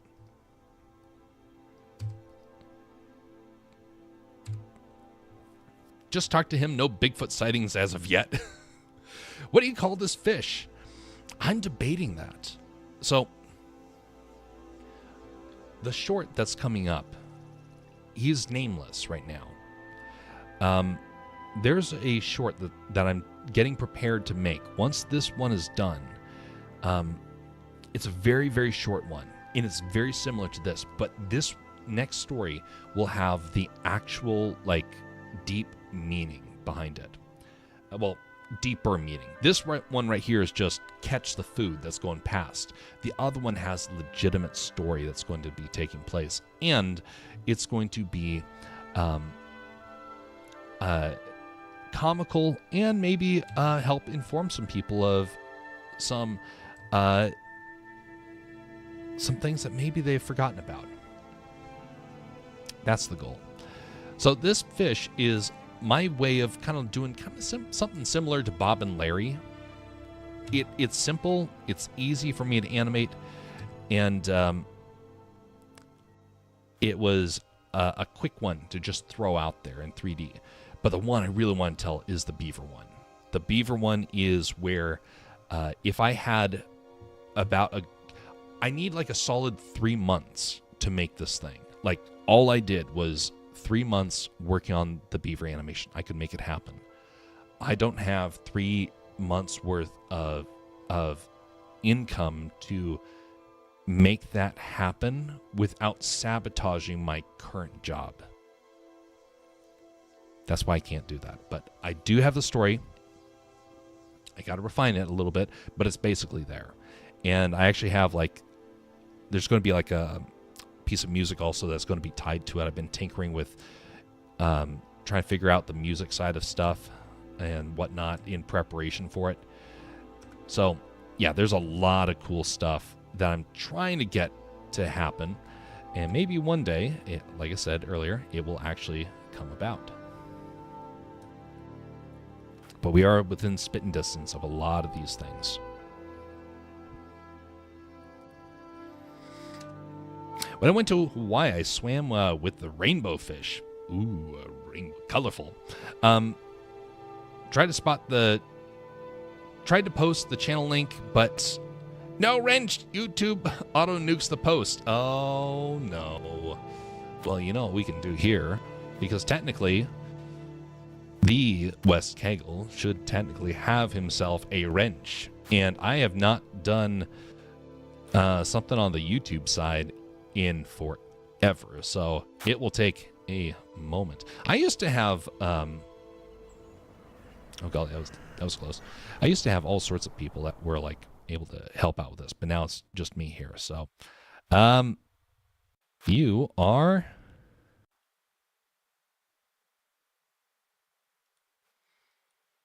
a monitor. I'm a moderator. Why can I not speak right now? Moderator West. Congrats on your promotion, sir. Wield your power wisely.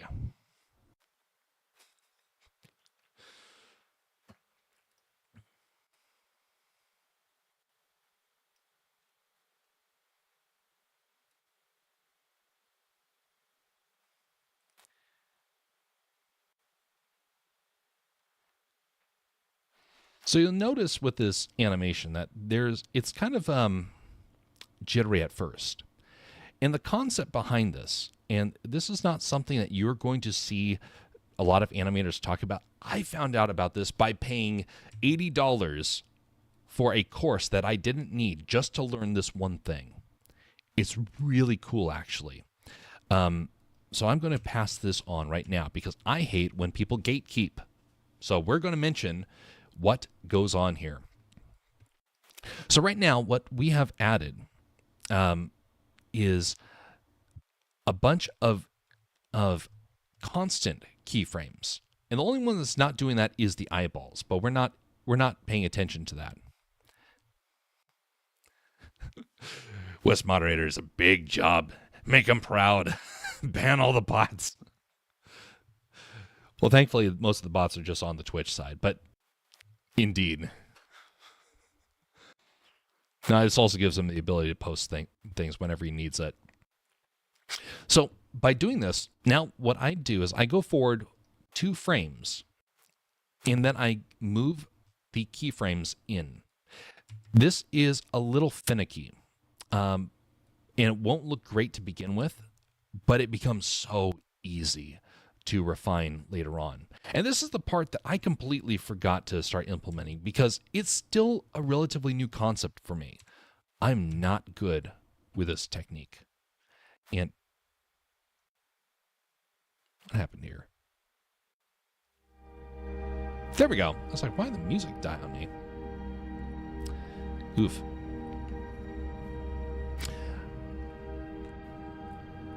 So now I have the ability to change this a lot easier and know the flow of the animation.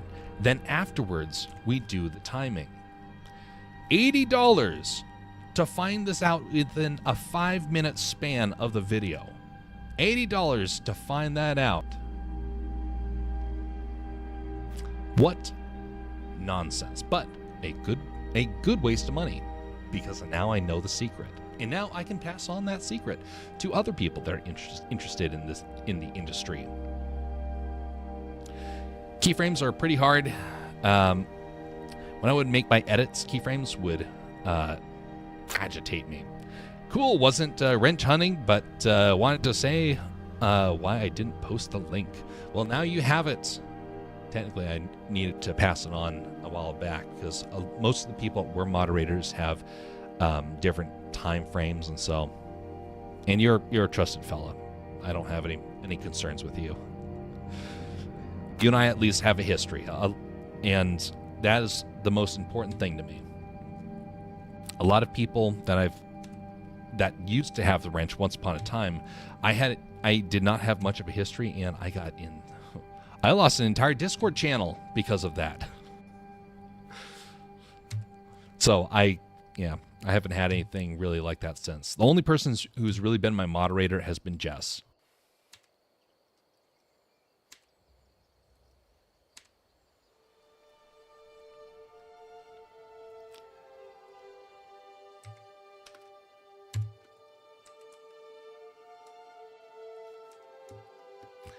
All right, so now I can be able to come in here and do calculation just for the single bone here, I believe. Around.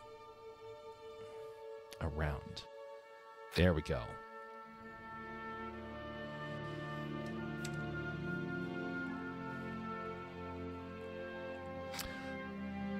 So notice where where this line is.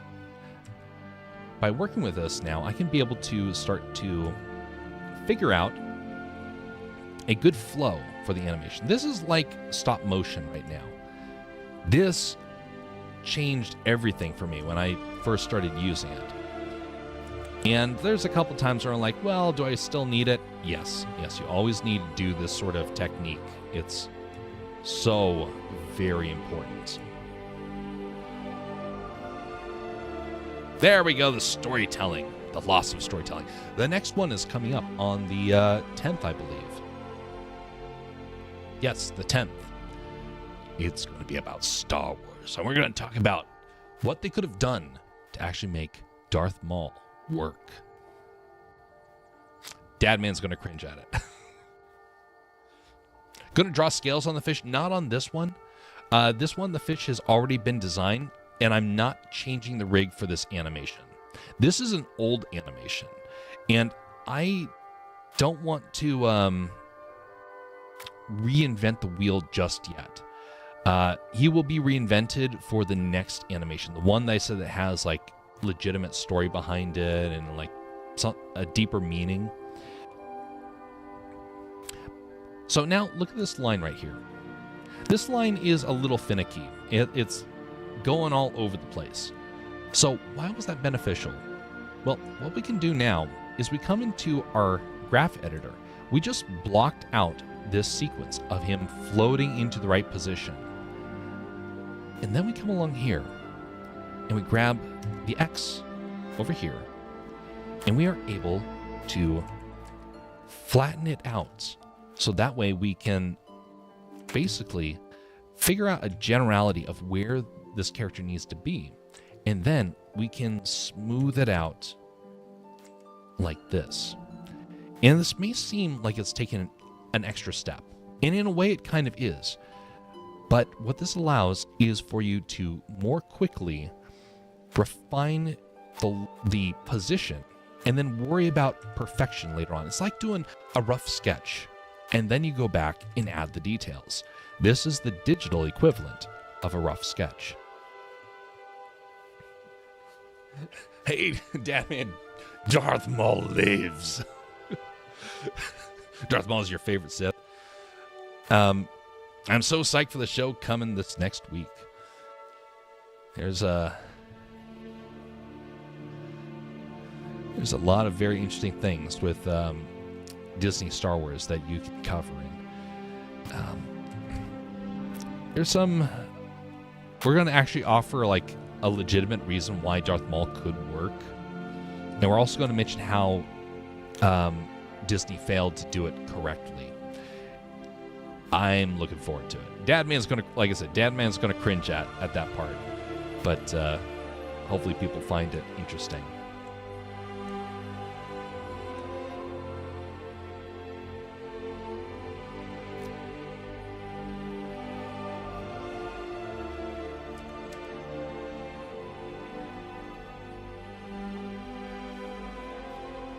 Hope they make Obi-Wan Season 2.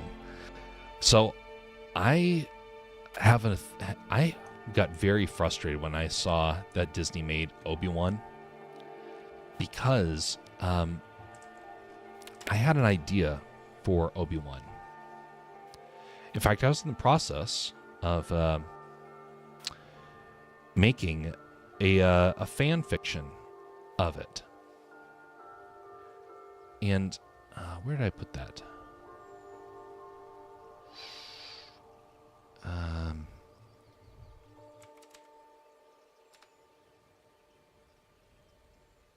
God, I can't remember where I placed it, but I had a fan fiction. It was going to be a 3-part series, and I was in the process of actually writing it, and then I saw Disney make it, and I heard what they put into it, and I rolled my eyes so much. Because I had a very clear idea of what they needed to do to fix the story. And it's like they rejected every last thing that George Lucas had set them up for. Yeah, I can't find it. I'll have to find it later on. But I actually made a couple of Star Wars fan fictions to try and help explain how Disney could have told the story better. And we're going to go over some of that with Dadman. I'm going to mention about the things that Disney got right and the things that they could have improved upon so as to better, keep the audience happier. Because there was a lot of people in the audience that were very discouraged. And kind of rightfully so. A lot of them grew up with Star Wars, and then to see things change was shell-shocking to them. And so you have to find a ramp to kind of ease people into it. And you can have a different story, but you have to do it carefully. Otherwise, you start to lose them. And Disney did that, sadly.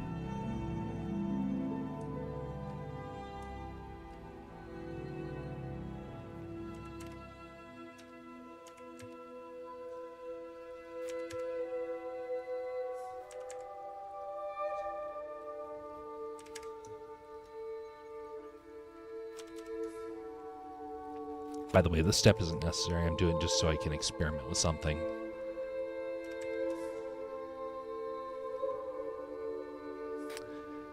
George Lucas had a plan for Darth Maul in episode 7, 8, and 9. If only Disney, I'm going to say probably didn't buy Lucasfilm. By the way, if you watch the storytelling live stream with Dadman, we go over how that happened. The one that Wes Cagle linked to. There's some deep stuff in there. And you'll learn some things about the whole ordeal. Things I got to hear when I was working at the company in Florida, taking a leadership class. And it's very intriguing to me how things unfolded.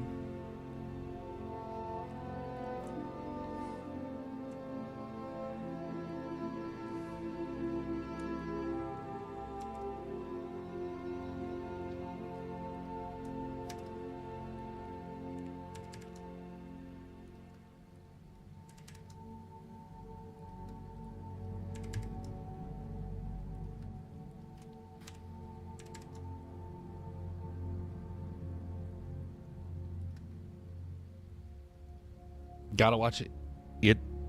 Of the streams I've done with Dadman, that's got to be one of the most important ones for watching if people want to understand storytelling.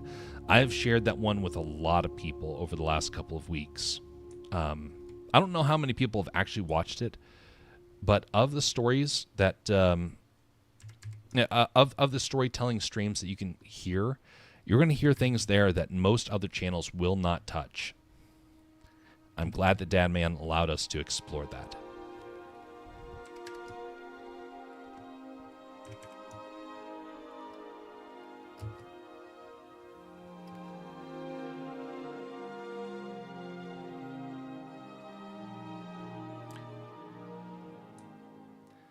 Okay. Let's see here. My experiment's done. I'm going to move on with this whole animation process here. What the?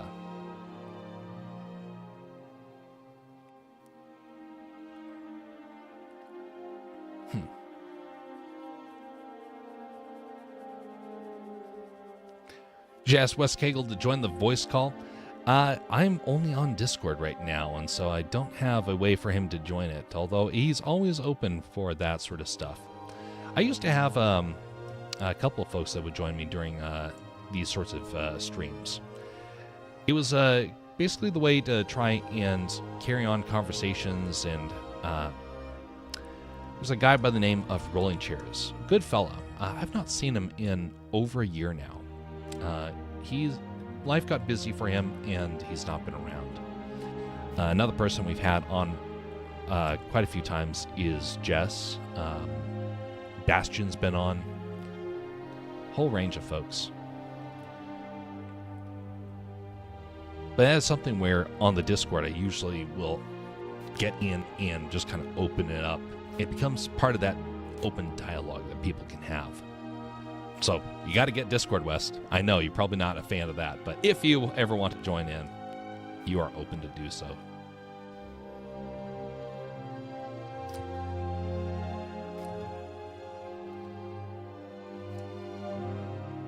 now we got that part down. We're going to go back because that's the most important part of this fish right now.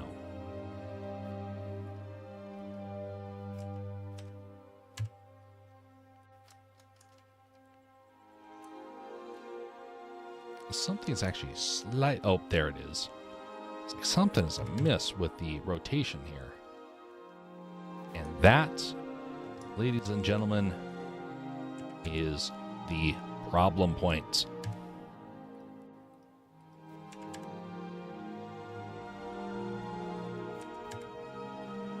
There we go. We want kind of a smoother stair step effect. Let's go, 100 messages. I contributed 80%. Nicely done.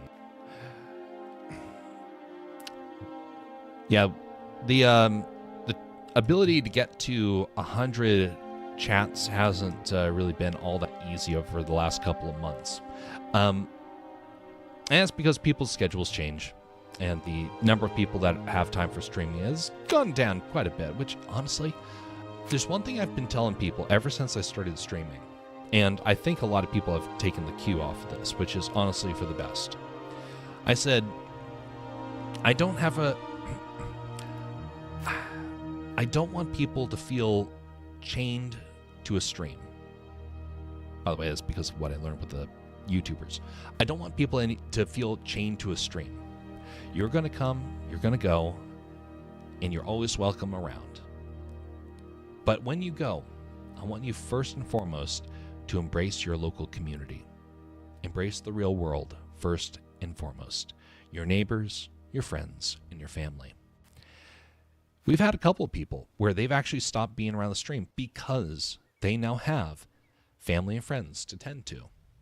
So while it's always good to have all the people that I used to have in the chat, I'm more happy to see that many of them are starting to thrive in their non-online world.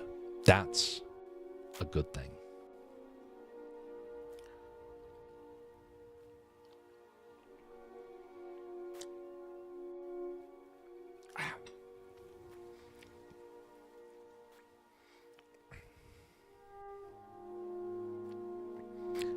Okay. That rotation now smooth. The head rotation is the next part that needs to be done. Head rotation is all over the place.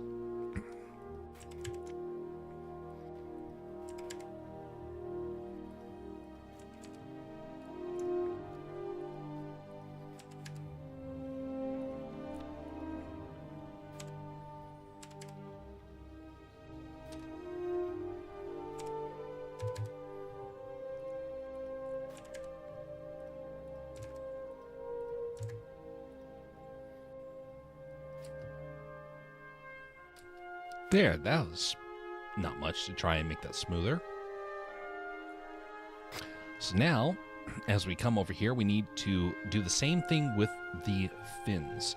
The main body rotation, the benefit of this character, main body rotation and the fins are all you really have to worry about. It's a lot easier than one of my other characters, which, I've not shown this guy for a while, so I'm going to take the moment to show it.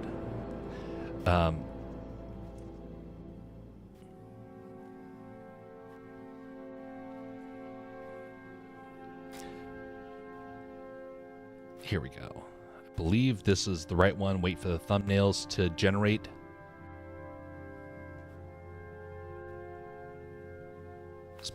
Okay, there we go. Nope, this is it. All right, so this has been so far my best animation yet.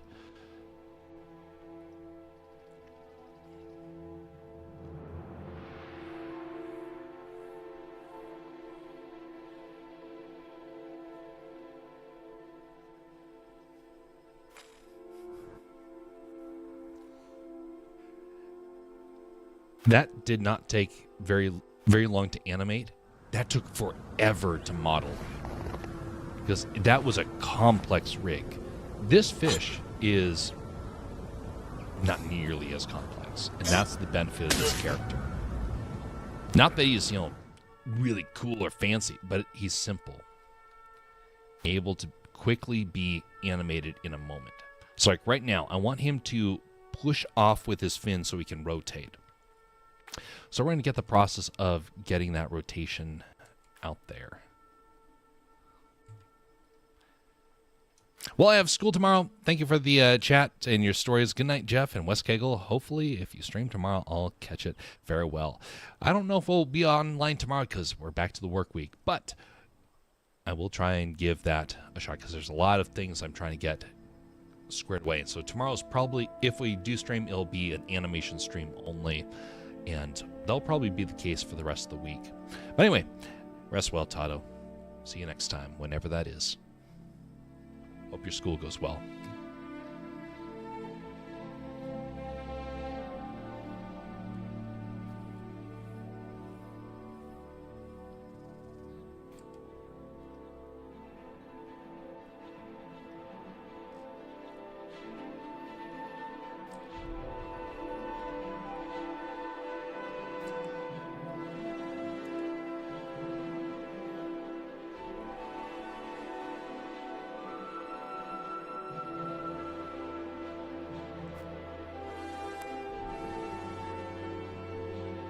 Gonna get me some more water. Be right back, folks.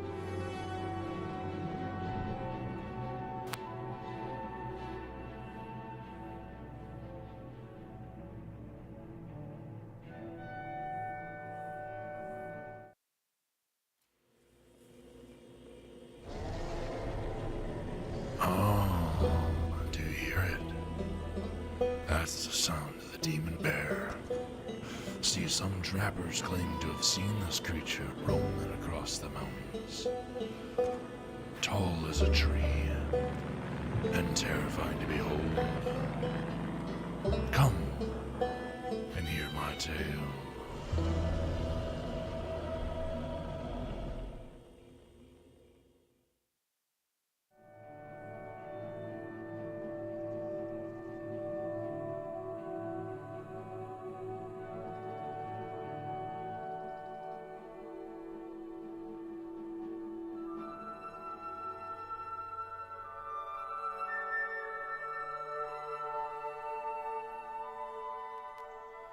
All right. What do we do with this here?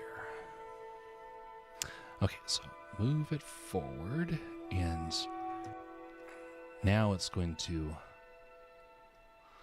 loop back.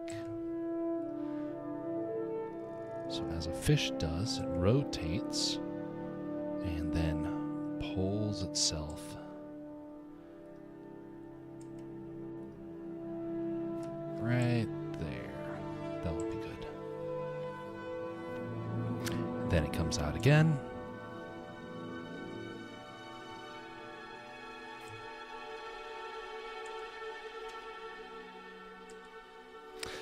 Trying to rotate things in 3D is obnoxious. I will say that.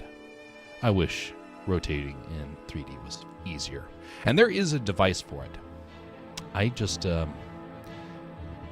didn't want to buy it because it is honestly a little expensive, and I don't make a whole lot from this sort of stuff, so justifying something that is super expensive for something as simple as rotation, not worth it. Let's get rid of that right there. Okay, comes out, pushes back. Oh, we need it to hang there a moment. So hang there a moment, it's right there. Overshoot just a tad. And then start to rotate like so. And then it pulls back.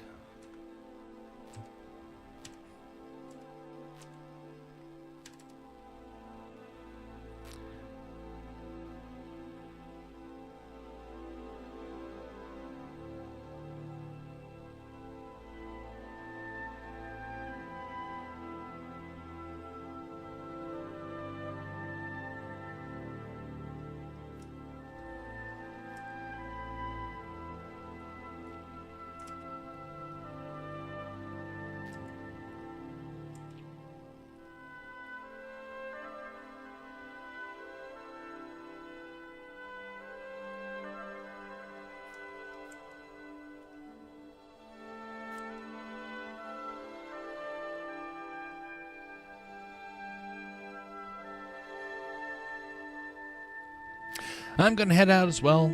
It's 4 a.m. and I need to pack up and move back to my room because the house starts waking up to start the Monday morning work week. Have a good one.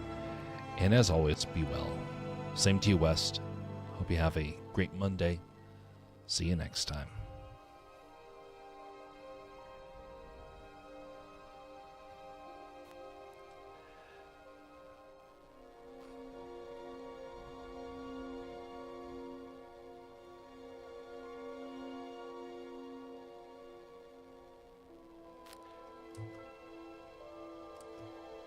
So now we got this here. We're going to have this bend with this. Okay, we're going to make this individual orientation here. So now we're going to do it like this.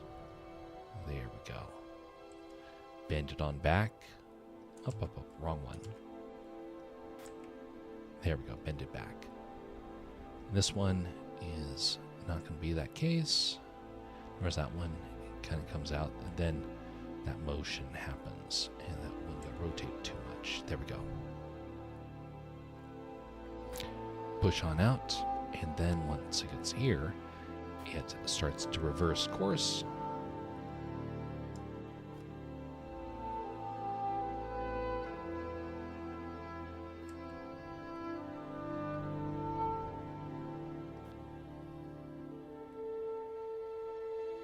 Then it's going to bend forward as he loops around. Then, oh, look at that. It's a warm happy fish. Oh, yeah. Like that. And then that. Okay, there we go. Oh, that's looking so much better. Now, it took a lot to set this up. But now, look how much faster it is to try and block this stuff. And it's actually looking smoother, even though it's choppy. Now I got to do it for the other side. So I'm going to do it a little bit differently. So I'm going to grab this last frame and keep that, but the rest of them I'm going to delete.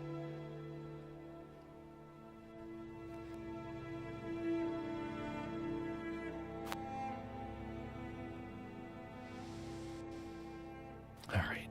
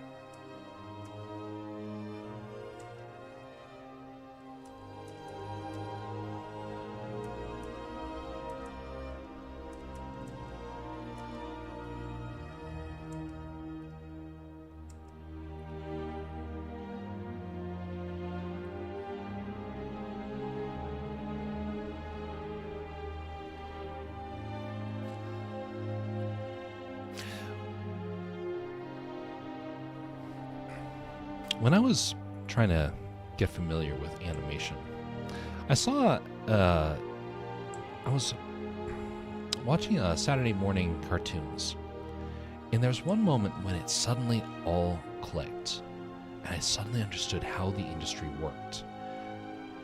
It was a very swift sort of thing. I was like looking at it, and it suddenly made sense how characters were shaped.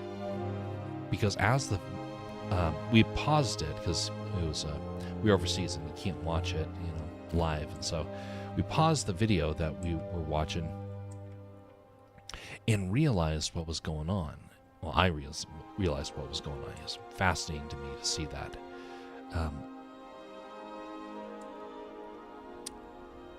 I love animation. It's such a great art form. But it has its problems. And not a lot of people really think about some of those problems. And one of the things people are challenged with, or not challenged enough on, is that there is right and wrong when you're making it. There's a lot of people that will make things that are cool and flashy and fun, but not a lot of people will make things that are honorable. Well, one of the things I saw with Saturday morning cartoons was not just the style, but the morals that were being put into it. But I suddenly understood it by watching this show. So I'm going all over the place. Let me back up here. So when I saw the shapes, it started to all make sense. I quickly ran to my desk and grabbed some tracing paper, pulled it out, put it over the screen, and started to trace. And much to the limitation of my siblings who wanted to watch the show. But I learned a lot from it.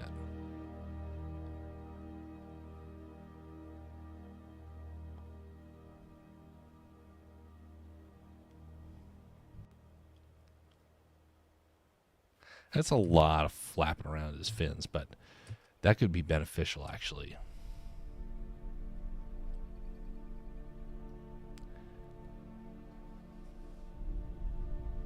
Now the tail fin needs to turn directions here. Grab those bones. We're going to delete the in-between area here.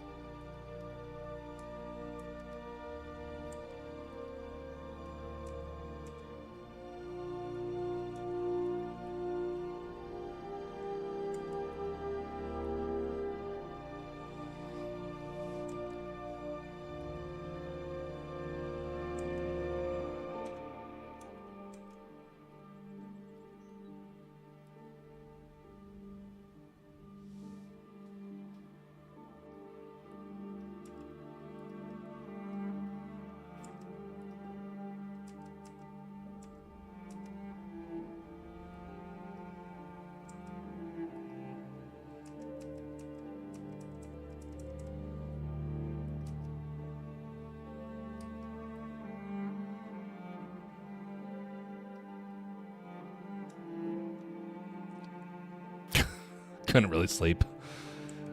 I know the feeling.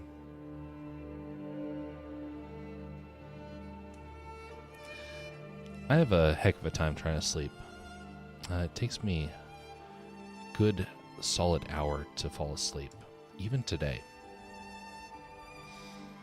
I don't know what I could have done to probably change that when I was growing up.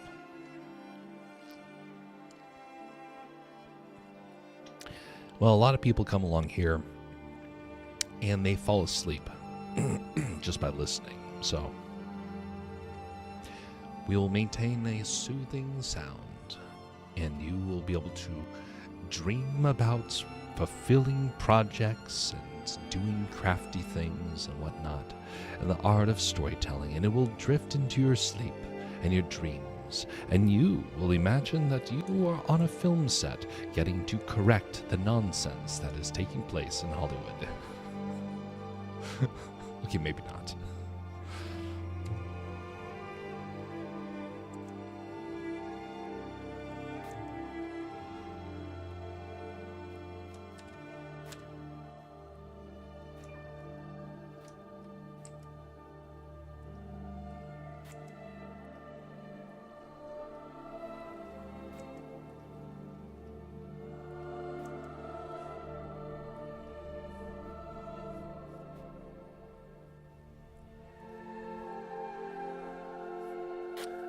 What is my favorite musical artist?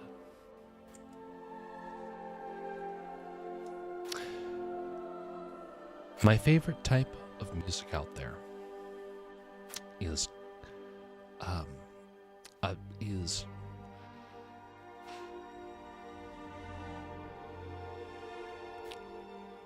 story-driven classical music. That includes Howard Shore. That includes Hans Zimmer, and that includes Tchaikovsky. Yes, Tchaikovsky is not just a composer of the 1900s. He also is credited with being the very first soundtrack musician, because he did it for plays, and he did stuff that people would be imitating for an entire century after him, and it's still being duplicated today. His work has inspired almost all of the greatest Hollywood soundtracks.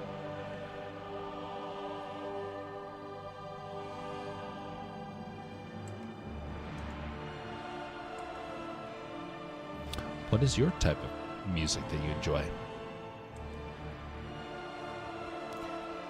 Another type of music that I really enjoy is good Western music, like or country music, but not all types. It has to be a very specific type that I enjoy.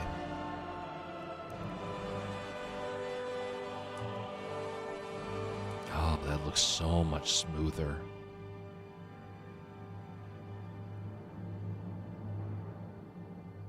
That last part, though, needs to be updated. Do you listen to Christian music? I do. Not a whole lot. Not like I don't listen to a lot of praise music. I'm more a fan of hymns. I grew up with hymns, and so a lot of the modern stuff I'm not a huge fan of. But I see the number of people that do enjoy it, and I can't necessarily fault them for it.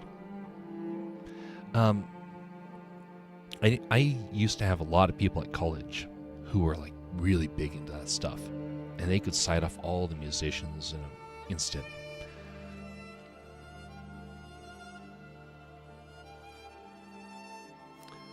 Some of my favorite music, though, would have to be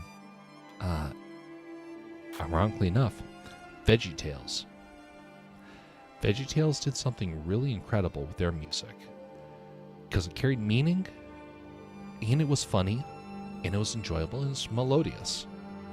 But you know, a group that actually, it's going to sound really weird to a lot of folks. One of my favorite music groups was not an official music group. It was Jungle Jam. Growing up, they had some of the best music that I could really appreciate growing up. If you've not heard Jungle Jam, it's hilarious. And I get a lot of my inspiration off of that show. It is top notch. I think they recently actually made another collection of stories. Jungle Jam is one of those things that if you know it, you just immediately start laughing, because you start thinking about all the hilarious episodes. Oh, get out of here, bot. Denied. Stupid bots.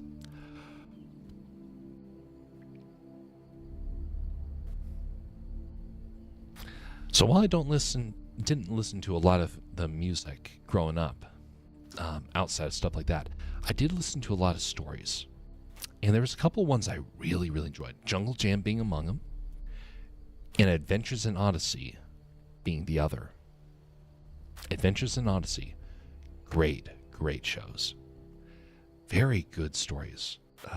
Not all of them, but for the amount of episodes they had, you could listen to Adventures in Odyssey for years and still enjoy it. Another bot. Oh my goodness. Banned. What are you bots doing? That's the 5th bot in this stream. It's not even a long stream. Not even a long stream. Wow. I actually was, when I was first getting started in media, I thought, I wonder if I could reach out to Jungle Jam and ask them if they would let me try and use some of their audio for animations. And then I found out that they got copyrighted by another group who bought them out.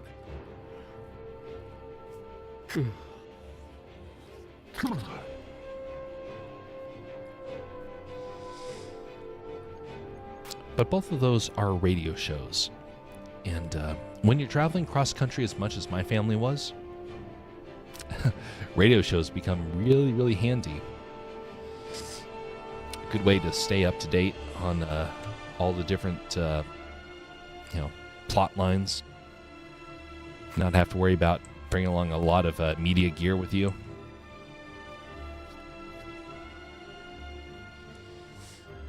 As impactful as VeggieTales was in many ways.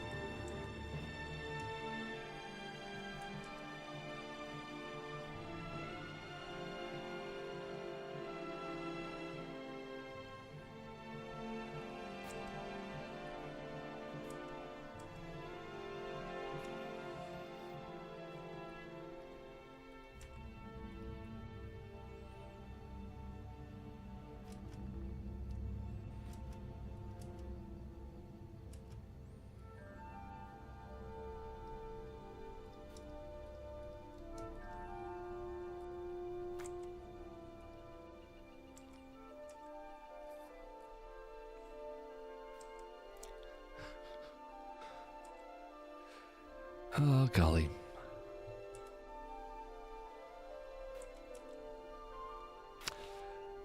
One of the great things about growing up in the 90s is that there was a lot of Christian media that came out. A lot of Christian media. And it's kind of weird to look back on and realize just how much we had access to. Because a lot of it's gone. A lot of it has been locked down by either companies or they went out of business. VeggieTales got sued out of existence. They came back, but they got sued out of existence. Adventures in Odyssey lost several of their people just to old age. Jungle Jam had distribution problems, but they still made it work. They still did good.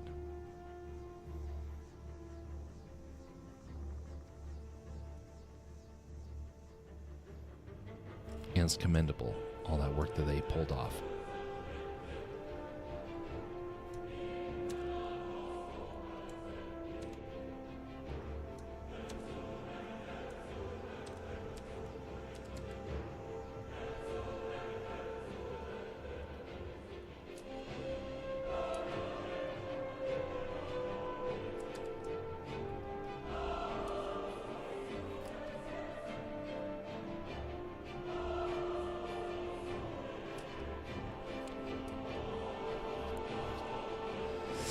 All right, we're almost done with this blocking.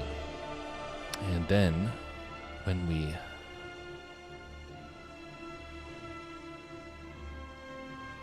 Let's see here. Once we get this blocked out, then we'll end up doing a smoothing of the keyframes. And then the actual refinement happens. Right now we're just getting the basics done, and then we time it, and then we smooth it. So he looks at it, he's all happy, and then he's going to go in for the bite. And we already have this bite keyframes. We're going to end up shifting things around here so that we can bring it in over here like that. So we're going to grab the keyframes for... we'll grab this one. That one's better. We're going to delete the stuff before that, but first we're going to keyframe that. So now we come here and right there. Move forward 1, 2.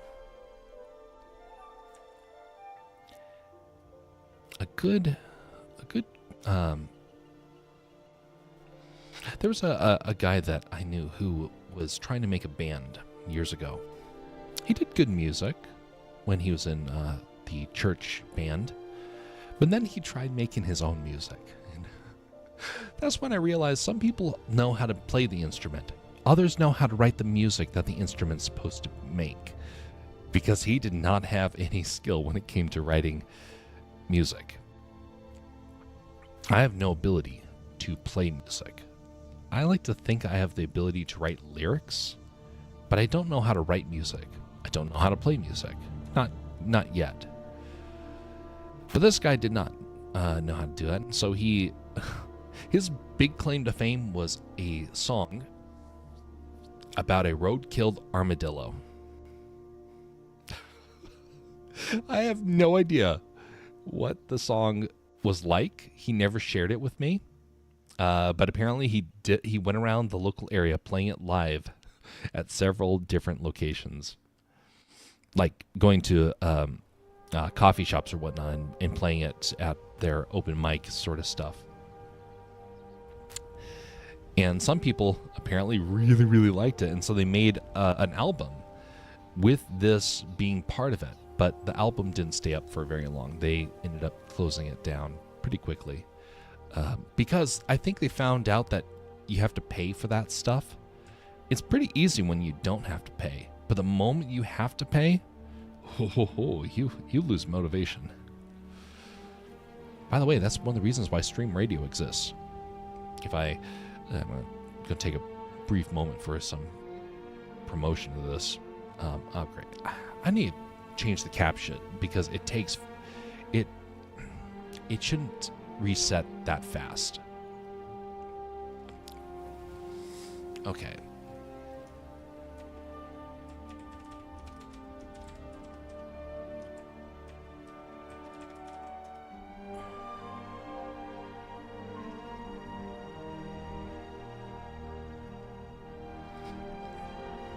All right, stream radio.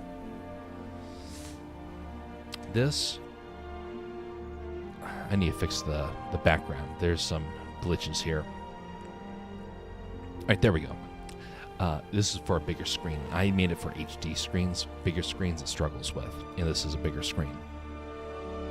So stream radio was one of those moments where I learned that you do not want to buy another service.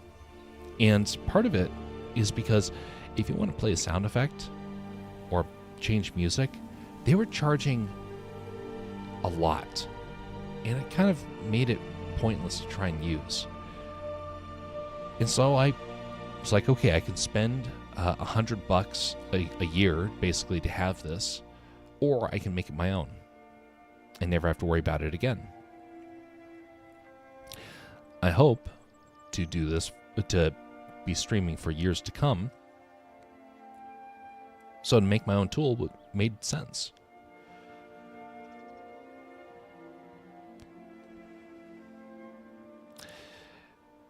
Well, you know what else I found out with this? I can actually distribute things like this. Not with this necessarily, but using the things that I learned from this process to be able to use it for either games, books, or music. If you're tied to another person's platform, you lose control. And it creates a lot of problems. And that's something that my friends found out the hard way. And so they were unable to really share their music the way that they wanted to. And their music could have been just fine, but they didn't have the ability to share it. And then suddenly, they are a slave to the person who runs the platform. So, a couple of years back, I reached out to somebody who had a platform. I didn't want to have to build one, so I reached out to somebody who did have a platform and said, I would like to use this platform, but as I was using it, I found out that they locked down, by the way, it's $100 a year. Worst $100 that I could have spent. And, well, not entirely. I take that back. That's me griping a little bit. It was not that bad. But at the time, it was $100 I didn't have to spare. So in that sense, yes, it was problematic. So what I noticed, though, is that their platform that I bought into didn't have the features that they claimed to. So I reached out to them and said, hey, I would like to help you develop this platform so it can do those things. And they didn't want that. So I took that idea and put it into Castercraft. I was like, okay, I'm done. I'm done waiting for other people to make the platforms. It's kind of like Thanos. Fine, I'll do it myself. It kind of feels like that. It's like there's so many people that I have asked to help in one way, shape, or form, and they're not really willing to help, or they have a service and they don't really want to work. They don't really want to make it happen. Well, I do. And so it's hard when you have that drive and other people don't. You just kind of got to accept it. That is going to happen regardless. You can't force other people to have the same passion you have. That's been a very hard lesson for me to learn. I have the ability to encourage people. That may not sound like much, but let me tell you about why this becomes a problem. When I was in college, I encouraged people, and it got people excited. And then they wanted to join together on a project. And suddenly I realized, oh dang, I know how to encourage people to the point where they want to volunteer, but then the moment they want to start working, then they get cold feet and then they pull back. So it basically is a waste of time for everybody. But it can be a good thing if you're working with actual employees. So in the right case, it's a blessing. In most of them, it's just kind of it can be tiresome. Not bad, just tiresome. Bite. Up, up, up, up, up.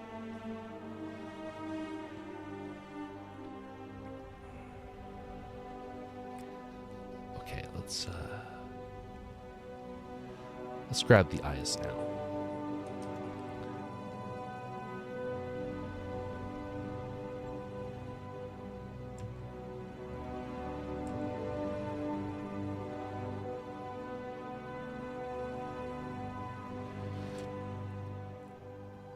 Oh, by the way, folks, I don't promote this a ton, but we do have a Discord.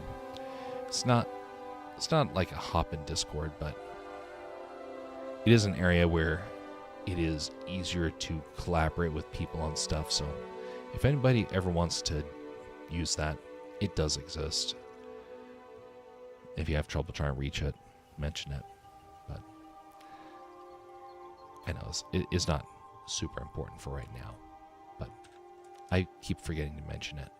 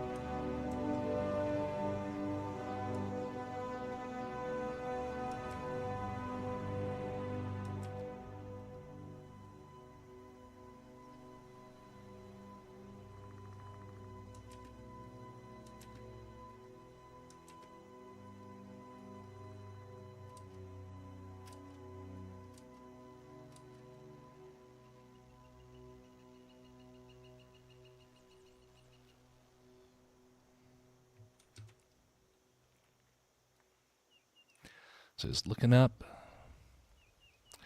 And then we're going to come back to the camera. Breaking the fourth wall here.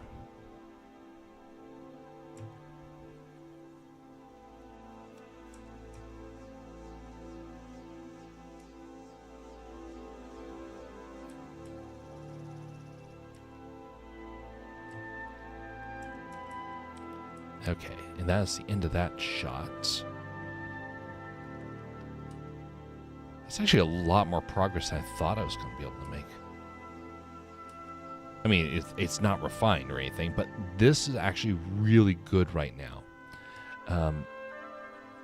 It's hard to actually kind of describe it until we're at the next step. And the next step is going to be during the next time here.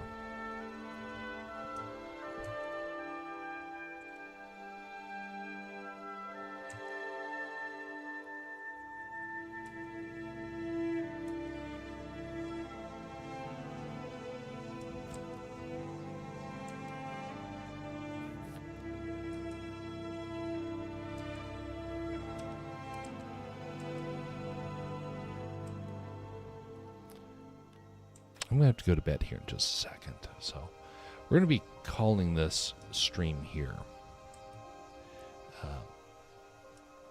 Once I get these fins dealt with.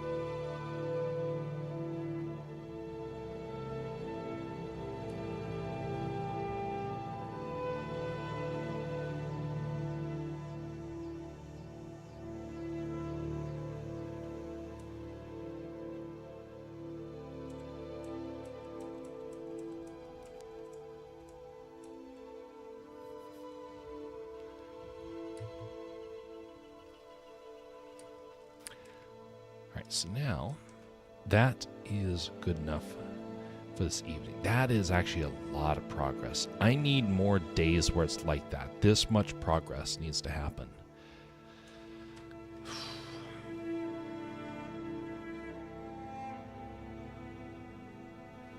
I didn't fix my green screen. I realize it's fluttering back there. We're going to call it there. All right. Well, let us bring this stream to a close. Thank you, folks, for coming by. Much appreciated for any time you spend in the area. Rest well. Much appreciated to the continued interest people have had in this channel for over the years. God willing, it will start to move to the next stage sometime this year.